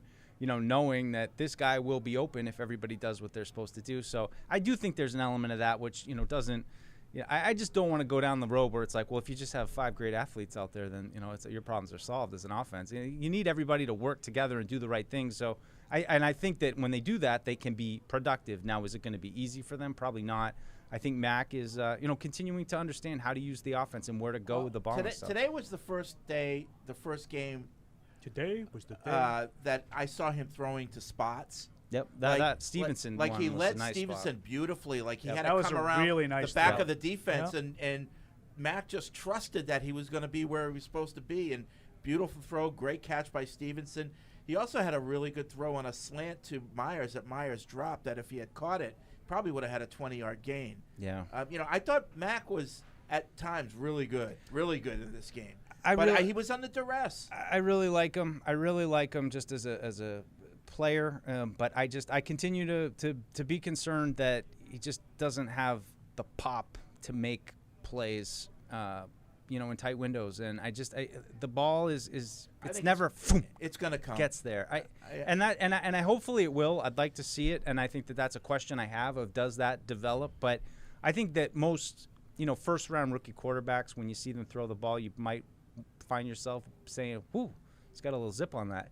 I don't really find that he's got a little zip. He's certainly accurate. He's certainly smart, knows where to go. But I continue to have just concerns that, especially late and down, off platform, that stuff, when he's got to make a play under duress. I mean, some of the ones we saw, it's like, oh, they're hanging in the air for 10 minutes, it felt like. And he just got it. Those are the plays where that's where I get concerned about, is Mac Jones the long-term answer here? Those are the plays that make me wonder. Well, the good news is all these questions, whether it's about Mac or the decision at the end of the first half or some of the defensive coverage issues, they were all asked in Bill Belichick's post-game press conference, and he answered each one of them in detail. So we're going to hear for ourselves now. Here's the head coach. Yeah, it was a tough one to lose tonight. It's a good football team. Give Dallas credit. They're a good team. They're well coached. And I know we just came up a little bit short. Thought that we, went toe-to-toe with them for 60 minutes, and we just couldn't. They just made a few more plays than we did, so let's give them credit for that. And let's move on. Questions for Coach Belichick?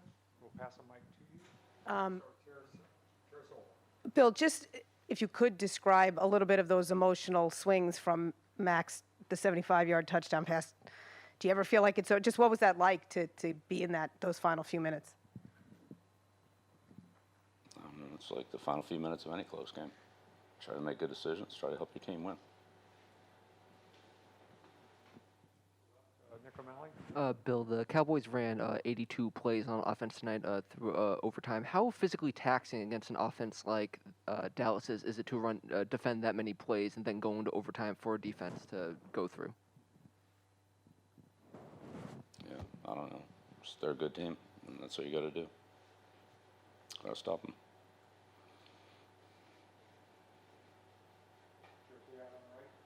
Bill, I know you're not much for moral victories. What do you say to the guys after a tough loss like that?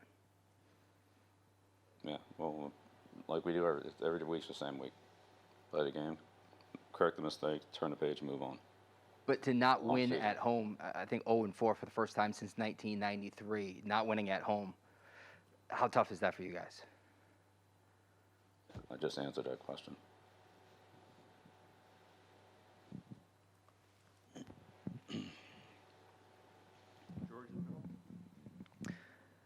Bill, all year long, your defense has been touted as your strength. What did the Cowboys do exactly to put up the most points that they've led up all season?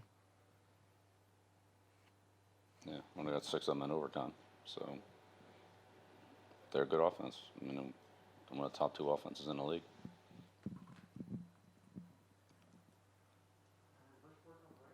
Bill, what did Ramondre Stevenson show you the last couple weeks to have him be a little bit more involved in the offense? Yeah, all the backs are involved. So we had 3 backs active. They were all involved. Levin Reed on the left. Bill, how much of a difference was Dak Prescott in this game, just his ability to kind of stretch plays out? Yeah, he did a good job. There's a lot of times where I thought we had him covered pretty well, but he was able to extend some plays and, made some great throws. They were very good skill players.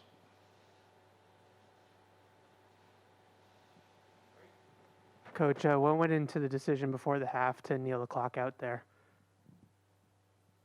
So we're getting the ball to start the second half.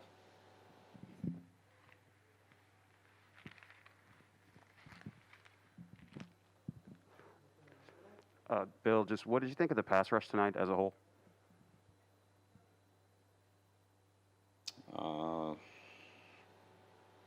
You know, and there's always room for improvement. Getting the quarterback was a hard guy to get. You know, in the end, it's, you know, they have a good passing game, and you know, it's a little better than we were today.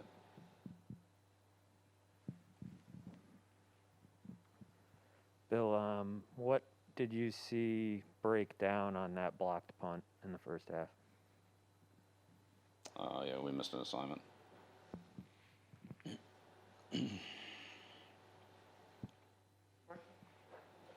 Back, sorry. Henry? Hey, Bill. On that final play in overtime, what did you see? How did CeeDee Lamb end up in the end zone there? Yeah, I mean, I was kind of on the other side of the field, so I'll wait till I see it on film. Yeah, we covered a flat receiver, and then beat us on the over route, another extended play. So obviously didn't play it well enough, didn't coach it well enough. Mark Daniels in the middle. How did momentum switch for the Cowboys following that Randy Gregory strip sack? It seemed like your group was moving the ball pretty efficiently up until that point. So how did what? Following the strip sack, the offense punted the next 5 straight series. How did that play? Did that play impact? Yeah, I don't know. Play calling? There's a lot of other plays in there. I don't think that play affected the other plays. Shouldn't have.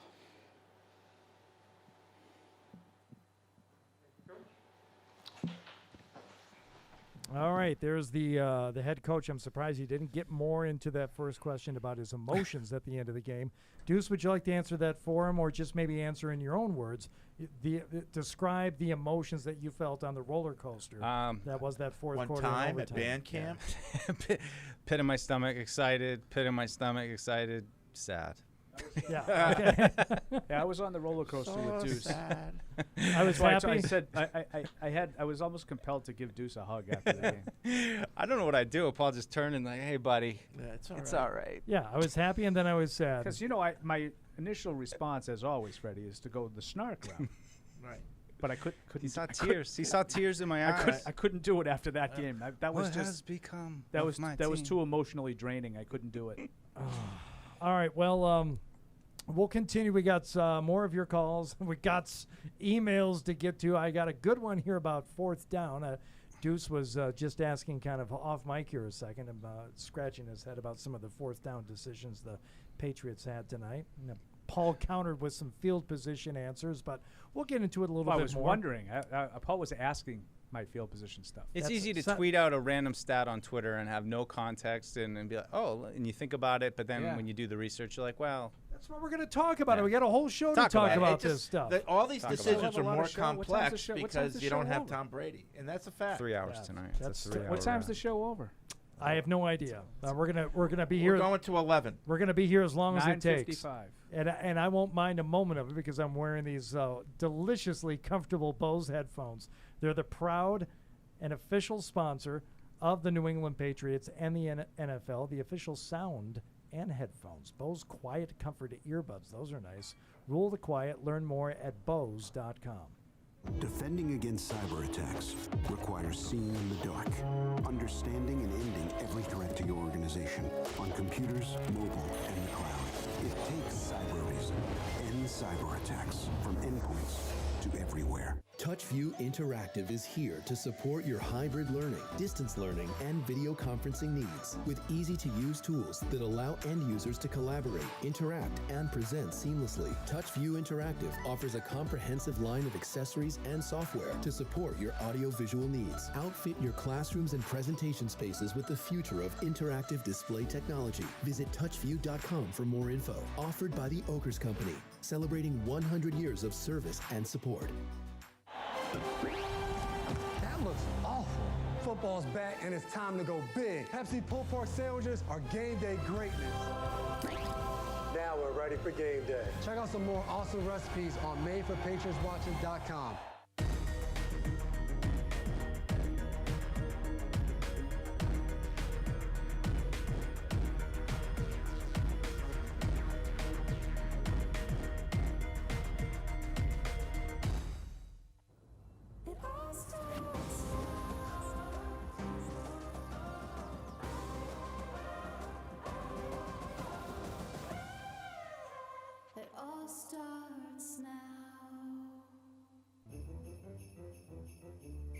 Join the conversation by calling the Ace Ticket hotline at 855-PATS-500 or email the show at webradio@patriots.com. Well, in regards to that, let me continue the bad list, and I just want to throw clutch. Dude couldn't get back. See that transition right He there? couldn't get back to the bad list fast enough. Live from our studios inside Gillette Stadium, here's Hardy. All right, back here on the Patriots Postgame show. It's funny, we're talking about people who watch the games in our homes. My wife watches the games, but her questions are oftentimes, just very, observational about the game or the broadcast, and just waiting for one of those games where she says, "Oh, God, these announcers, they called that a skinny post. It was obviously just a normal post route. What are they thinking? They don't even know what they're talking about." Fat post. Yeah. Let us go back to your calls here. We're going to hear from Mac Jones here in a few minutes, who, had some moments tonight. But, if you're going to put him on a list, I think he's one of those good bad list guys tonight, quite frankly. I'd probably put him in the bad list just because I think a lot of what they did at the beginning was just well thought out. And, when the game broke down and really just came down to them needing plays, it was a lot of the running game to get him that last score. And, and then he couldn't deliver in overtime. So, unfortunately, I left him off both lists, but that's my take. All right. Let's go back to the phones. We'll talk to Deshaun in Virginia joining us now on the postgame show, which is presented by Cyber Reason. Deshaun, what's going on? Deshaun, hello? Right. Going once, twice, Next. 3 times. Typical Hardy. No, let me tell you, I knew someone was going to say it at some point tonight. As soon as you get on the No, earlier this week, there was a screw up on the phones by Fred. And what do I say when Fred does it? And he covered it. He just said, "Whoops, and you covered for him by started talking football or something stupid like that. But he screwed something up with a caller. Every time Fred does it during the week, I say, "Nice job, Hardy." Right. Okay, well, that I've heard too. But you actually covered for him earlier this week. So you listen to our show? Don't worry about what I listen to and don't listen to. Come on, Hans, booby. Because we're on during your white knight. We're on during your show. We compete, during Okay, the it's week. a podcast. You understand that people can listen to it at times when it's not So live. you actually spend your downtime listening to it? That's a compliment. I don't have any downtime. I do it while I'm doing other things. Thank you. Joe in Hull, hello. It's the beauty of podcasts. Yeah, what's up? Hello, everyone. Hey, Joel. Given this year that we've had communication problems with 11 guys going in, 12 guys going in at a time, right before that punt, they decided to do the whole offense stays on until the last second. Yeah. I just think that they're making everything way more confusing than they need to, and it's definitely not helping. And you can even see it on offensive drives as well, too. What do you guys think? Well, that doesn't bother me. I hate the punt play. I hate it. I do. They do it all the time. When you substitute, the referee is going to hold the snap until the other team substitutes. It doesn't work like it used to. Right. Like before they had those rules in place, you could get the wrong personnel on the field and all that stuff. I don't think there's much. I think the caller's right. I think you run more of a risk of screwing yourself up and possibly not being ready for the punt than you do of having anything bad happen to the other team. All right. Well, so much for that. 0 attempted fourth down plays all day, despite several at midfield. This is from Tom in Milburn. Says, deciding not to go for it in midfield and overtime when your defense has been on the field for most of the game and are gassed and against possibly the best offense in the league, a disgusting decision. Oof. Maybe they don't pick it up, but at least you give yourself a shot to win the game. Bill has been one of the most conservative coaches on fourth down for around 3 years now, started in Brady's last year, when all the evidence says that it's an outdated way to think about football, and I don't understand it. It's from Tom in Melbourne, Australia. I just wonder what people would say if they went for all these fourth downs, didn't make it. You have to go for all of them. No, but most of they were a lot more aggressive than people are saying they are. Okay. And they weren't working. I wonder what people would say. Would they just take the other side? So, Deuce, you want to read off the stat that you had? No, I lost it, but it was I think 4 fourth and shorts. Okay. All 2 well, or here's less the yards. first one, second quarter, about 4.5 minutes to go, 4th and 1 from their own 35. Kick. We punt. It was a 14-10 game. You want to go for that? No. Punt. You got to punt. You got Okay. to punt. Mike McCarthy went for it, ended up putting him in a hole to start the game. right? All right, 4th and all 1 right. from his own 35. They got stopped. 35-yard drive, and you're down Let's 7 see what the Patriots ones. What else you got? Okay, so no, I'm just saying. Do you want to go for that? 4th and 1 from your own 35. All right, so I'm just scrolling through here. The 4th and 9. I don't think anybody wanted to go for that one. 4th and 2 from midfield. Okay, now this one I think we can have a conversation about, Yes. right? Yep. That was the one that precipitated the Brandon Bolden -1. Mm-hmm. Okay, that was the one I said to you, dudes. This is 2 down territory. It's 3rd and 1 from the 49. You can't lose yards on that play. Okay, that one I think I warrants a conversation. Right? You can go for. Yep. I think you can go for it on 4th and 2 from midfield. Let's see. 4th and 4 at New England 46. That's the overtime one, right? That, oh no, third no, quarter. that's third in third quarter. Down 17-14. 4th and 4, I punt on my own 46, and then there was a 4th and 4 in overtime. The one in overtime, in the caller, I think it was Steve and Peabody, if I'm not mistaken, the one that said no punts in overtime allowed. That's one I think you can think about. Given the way the game, I mean, you had 4.5. I mean, I know somehow Bill thinks that, I guess the defense was okay because they only allowed 35 points, but 6 of them came in overtime. And 6 were on the pick 6. You didn't stop them the whole game. A couple of times they stopped themselves, but you did not stop them the whole game. I mean, guy dropped a touchdown in the end zone. Dak throws a pick in the end zone. Dak fumbles into the end zone. They miss a field goal. You didn't stop them. They punted one time the entire night. Once. So, yeah, I could listen to an argument that says you should go for Yeah. a 4th and 4 from Well, around midfield in overtime. I mean, I just go to my feeling when they won the toss and they took the ball. I was like, thank God, because if Dallas won the ball, Patriots aren't getting the ball back. I could listen to that argument. I still would have punted. I think I would have too. And hope that I get a better punt than them starting at the 20. Yeah, and as Paul was saying during the thing too, law of averages, like they're gonna flame out on one of these drives. Well, right? I just kept like Mike was really like they had that long morass of offense where it went from the end of the first quarter to the middle of the fourth quarter with 5 straight punts, I think it was, and they had 1 first down. And Mike was like, "Well, we're not going to score again." I was like, "No, they're due to put a drive together," and they did. That was their best drive of the day. 1375. And they put that drive together, and then I'm thinking all it takes is one time. You didn't have to stop them all day. All you got to do is stop them once now. When you get the ball back, now all we need is a field goal. We can win this game. Pressure's on them. This might be the time, but They never came close to stopping him in overtime. Credit. Did they even get to 3rd down in overtime? I don't think they did. I'm gonna look at that. Let's first, second, first, second, first, second, first. There you go. There's your answer. Alex in Can you see Chicago. how he just turns in disdain? You can't believe it. Disgusting. What's going on, Alex? Hey guys, how's it going? Good.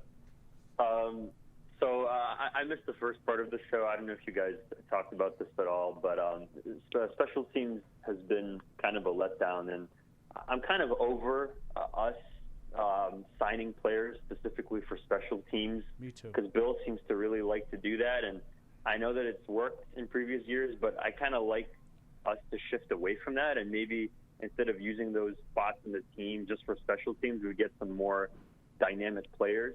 And I guess just kind of to go off of that, do you guys think that there's any part of Bill's philosophy as a coach that needs to change this off season? And I'm not saying I'm in Bill's camp. I'm not saying fire the coaches or anything. I'm not with those Patriots fans, but I think that there's something that Bill needs to change about how he operates on this team, because clearly I feel like we're stuck in the mud a little bit because something just doesn't feel right about this team. It's like we have no momentum. So I just kind of wanted to get your guys' thoughts on that thing. I'm sorry. Sometimes I just hear Fred's voice echoing in my head. It's like, yeah, Tom Brady isn't here.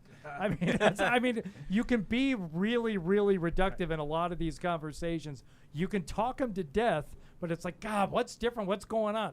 Oh, well, the greatest quarterback of all time doesn't play here anymore. That factors You can't in. get away with devoting 9 roster spots to special teams only players because Tom Brady's not here. Yeah, well, the other part of this, and this is, I'll put the snark away, but on the special teams thing is,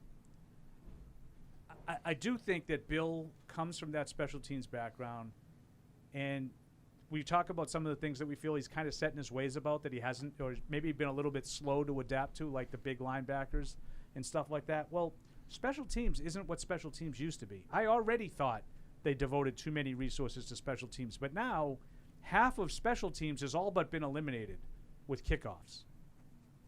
There's 1 or 2 kickoff returns a game max combined. Like, they're almost all touchbacks. They're just punts. And you don't force any punts.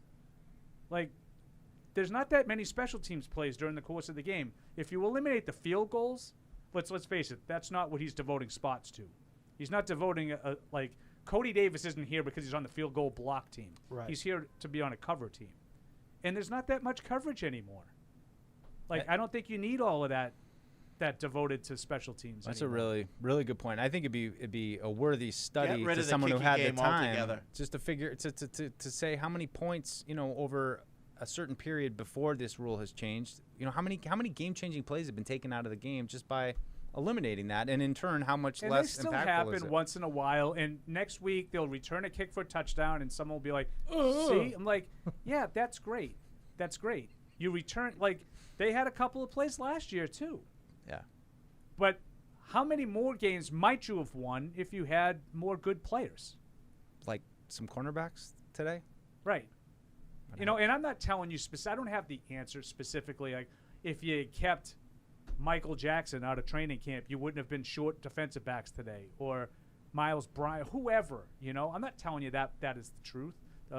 But I feel like when you have all of these things and you're punting, 5 or 6 times a game, there are no kickoffs. Yeah, but if you don't have What are we doing? Brandon King, who would be waving to the teammates on the way up the ramp? What about the Fonz? There's a lot of guys waving to the Fonz today. But seriously, Deuce, you say like a cornerback or two.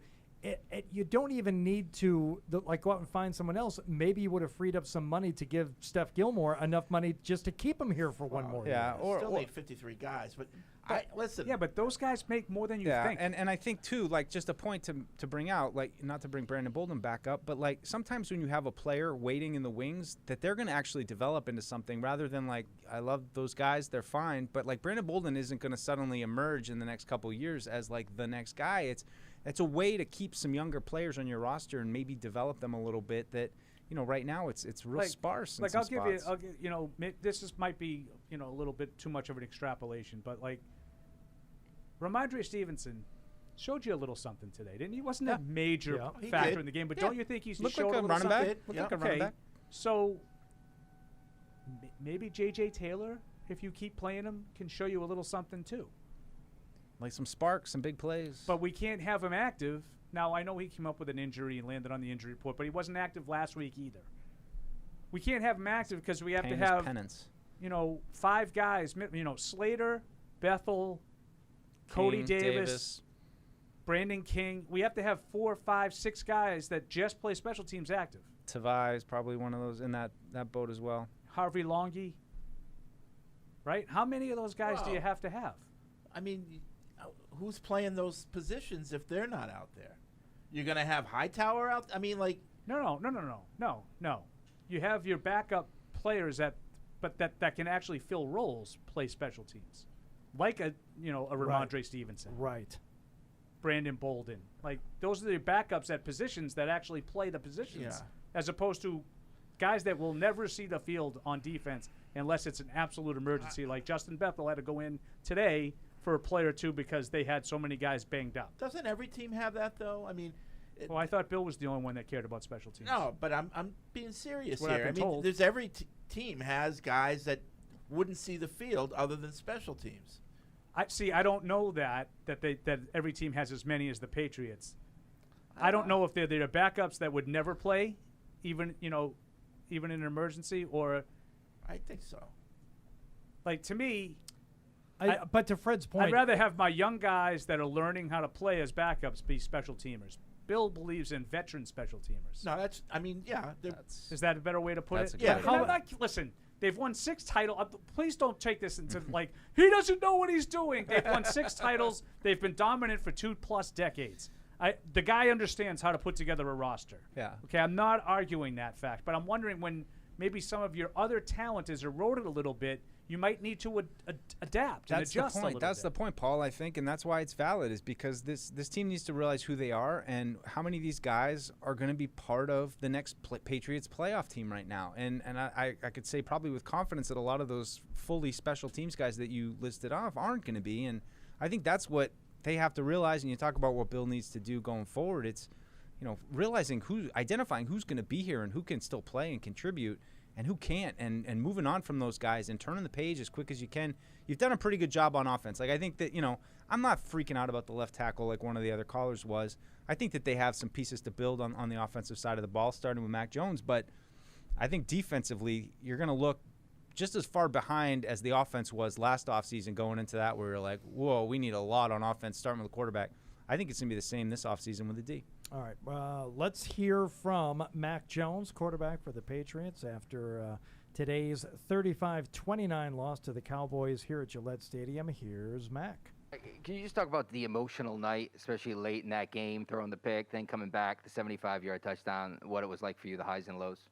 Yeah, I think that's the ebbs and flows of football, and you just got to play the next play and try and do your job to the best of your ability. And I left some plays on the field, but it is what it is. And in the NFL, it takes maybe 3 or 4 bad plays, and you'll lose the game. So the margin of error is very slim. And I guess when I have that feeling that something might be going bad, just throw it away, call a timeout, or figure it out and just try not to make a bad play worse. So I could have done that tonight better.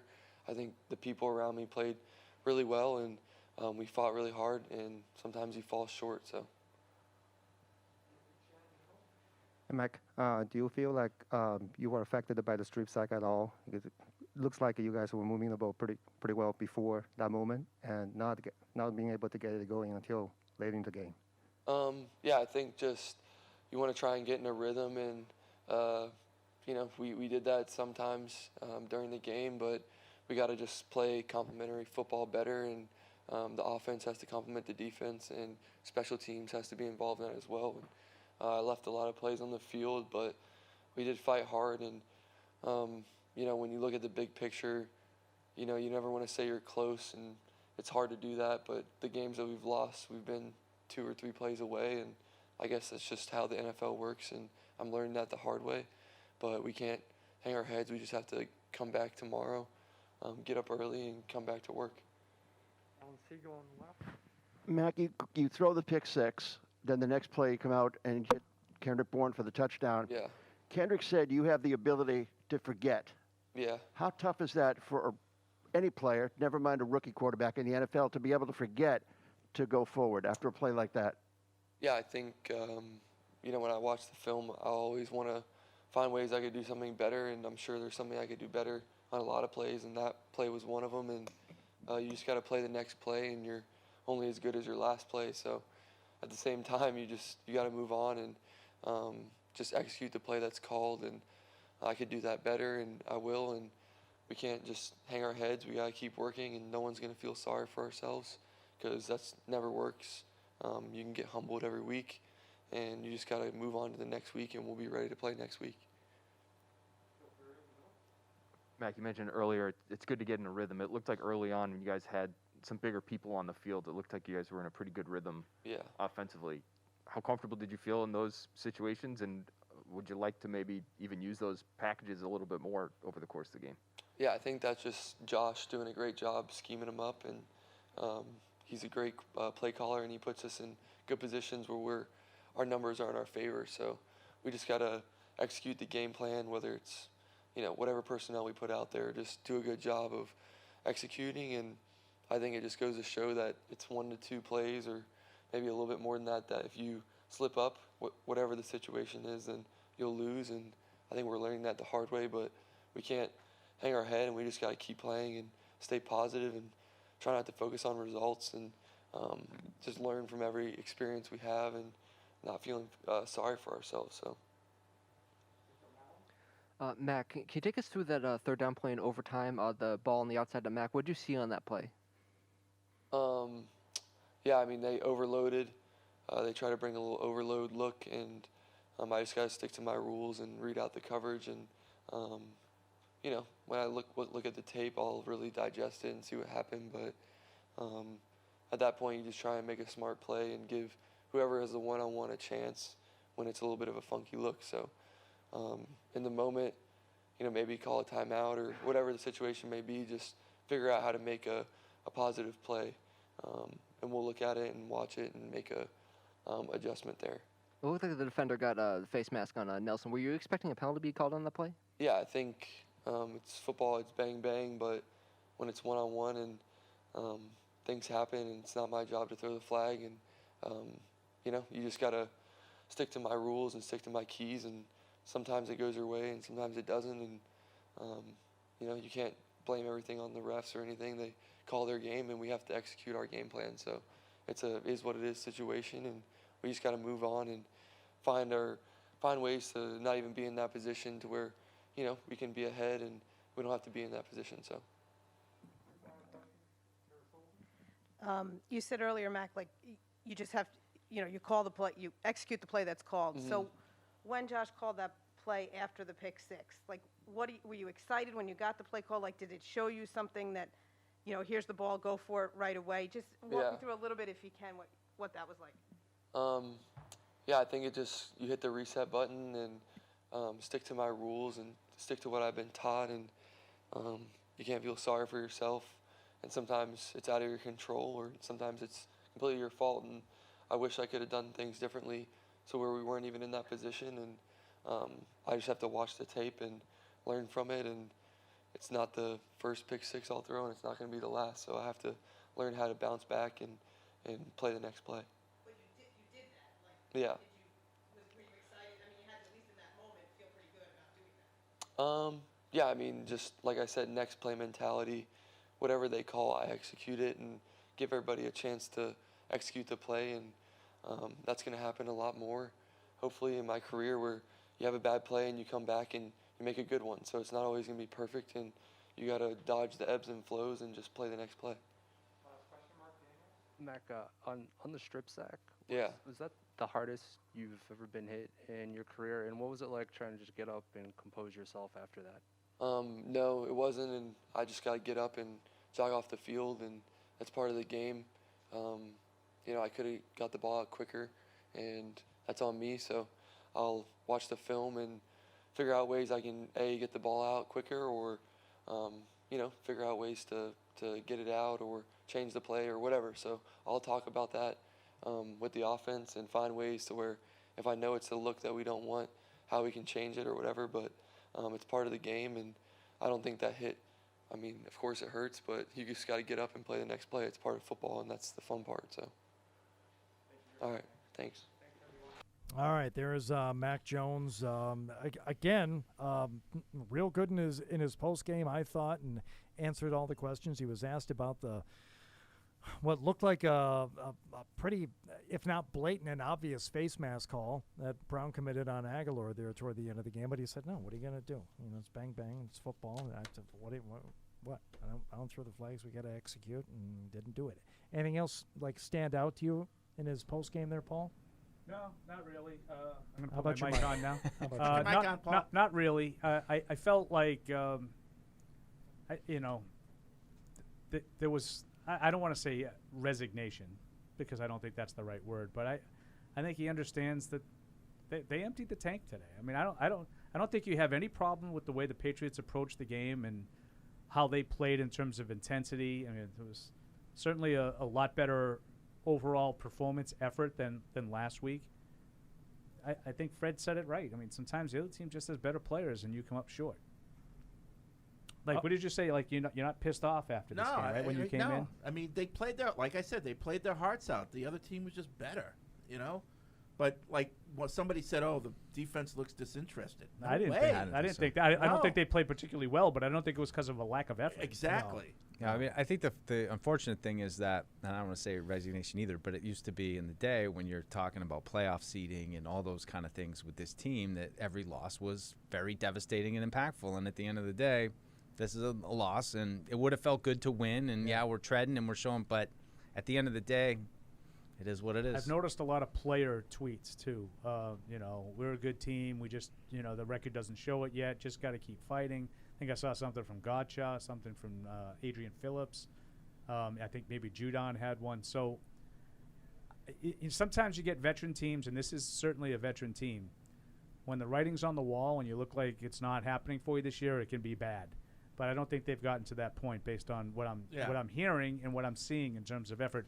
I didn't think effort was a problem in Houston either. I just don't think they played very well. But I thought they played with more intensity today even than they did last week. All right, we're going to step aside quickly. We're going to come back. Bang, bang, bang, our last 3 calls to wrap up the post-game show as the Patriots fall to the Cowboys here at Gillette Stadium tonight, 35-29. Defending against cyber attacks requires seeing in the dark, understanding and ending every threat to your organization on computers, mobile, and the cloud. It takes cyber reason. End cyber attacks from endpoints to everywhere.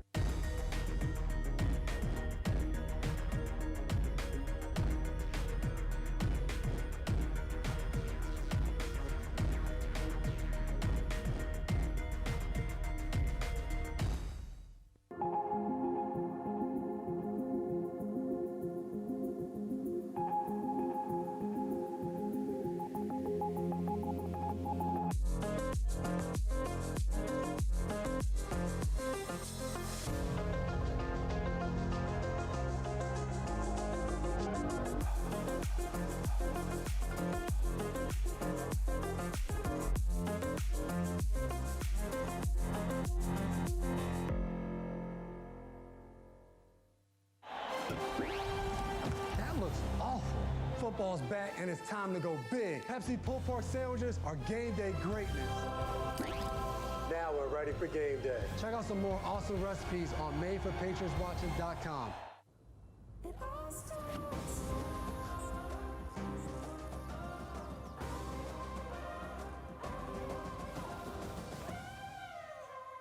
all starts now.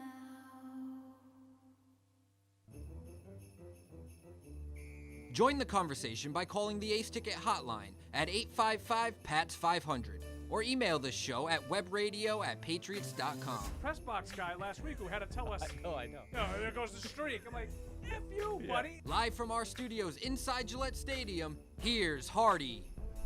All right, 3 calls in a row. Bang, bang, bang. Everybody gets 30 seconds here, starting with D in Baltimore. D, what do you got for us? Yeah, I got to. Hello? Hey, yes, go ahead. We got you. 20 seconds. Okay. Do you guys think Bill should start questioning his coaching staff? Bill should question his own coaching staff. Start questioning the coaching staff he has around him, because I don't understand how we spent all this money, but it ain't working out. We got 2 of the tight ends, and we don't never implement them in the game plan. Like, it should be every week. It should be a force to get them in the game plan. Well, I think he's allowing Mac to do as much as he feels comfortable doing right now. The tight ends did get more involved here over the last couple of weeks. Tonight, not as much as I would have liked, but yeah, I do. Are there going to be some hard questions for Josh McDaniels this week if you're Bill Belichick? I just think like that, yeah, there have been some hit and misses so far with some of the performances, and that changes game to game. But overall, I think the pieces that I'm more worried about and the pieces that aren't delivering are pieces that have been here. It's, where would we be without Judon? I mean, I think Henry's come on. He's caught touchdowns in 3 straight games. I mean, you can talk about the performance of Godchaux and Aguilar, who haven't been productive, but I think there were going to be some misses in the free agency class. I think it's the people that have been here, and the older players are the ones that are not producing like we had hoped they did, and that's the reason for the disappointment. Not that the free agents have been such busts that they can't, even them that are contributing, they can't do enough. And will there be hard questions for the defensive coordinator? And if so, who will those questions be directed toward? Well, I don't That's know. the thing. I think that Bill is the defensive coordinator on this team. Yes. Yeah. And also somebody emailed in earlier. It's like, this is Ernie Adams. There's no eye in the sky, to keep things, they feel the loss of Ernie at all? I don't know. Who knows? Who knows what kind of? Who knows what he did? Yeah. Right. It's hard to say they miss him when you don't really know what he did. Exactly. Todd in Florida. What do you got for us, Todd? Hey, how's it going tonight? Doing okay? Oh, yeah, we've been better. Me and my brother are very concerned about Bill Belichick. I mean, is he okay? He was nose bleeding on the sideline. You know, we're very concerned about Someone him. asked me if Bill got punched in the face. Yeah. His nose and lips were bleeding. Oh, And I like saw- on and I- accident, like on a play on the sideline or something? And I saw him with the towel at one point, but someone asked me if he got punched in the face early in the game. I don't Like, he started the game with that? I don't want to end on that call. We're gonna. Did it! Good job, Hardy. Perfect. That's the one. I don't want we to end that end call. I on. want to end on this call. All right, very good. Well, that wraps it up. Patriots Unfiltered. We'll be on talking about this all week. We'll be talking about it on the flagship, and we'll be getting ready for next week as the Pats go on the road. We got a 1 o'clock And road Prescott, game. And Next Prescott week, did that right? while injured, by the way. Yeah. We're home next week. Are you We're sure? home Deuce? next week. Are you Jets. sure? 1 o'clock You already home played game. at All their Jets. games are home. You already played at Jets. You're right. This will be 5 out of 7 at home. Which is another, in terms of the playoffs, it's another, like this was you were supposed to make hay at this portion of the schedule. Looking forward to getting that first home win of the season next week. Fingers crossed. All right, so for everyone here on the Patriots postgame show presented by Cyber Reason, final score for the final time. Patriots 29, Cowboys 35. Thank you. I do that in that order for Paul. Thank you for listening and watching. Thank you for downloading this podcast. Subscribe on Apple, Google Play, and everywhere else you listen. Like the show? Please rate and review us. Listener comments and ratings help keep us high in the podcast rankings so new listeners can find us. Be sure to check patriots.com for more news and more podcasts.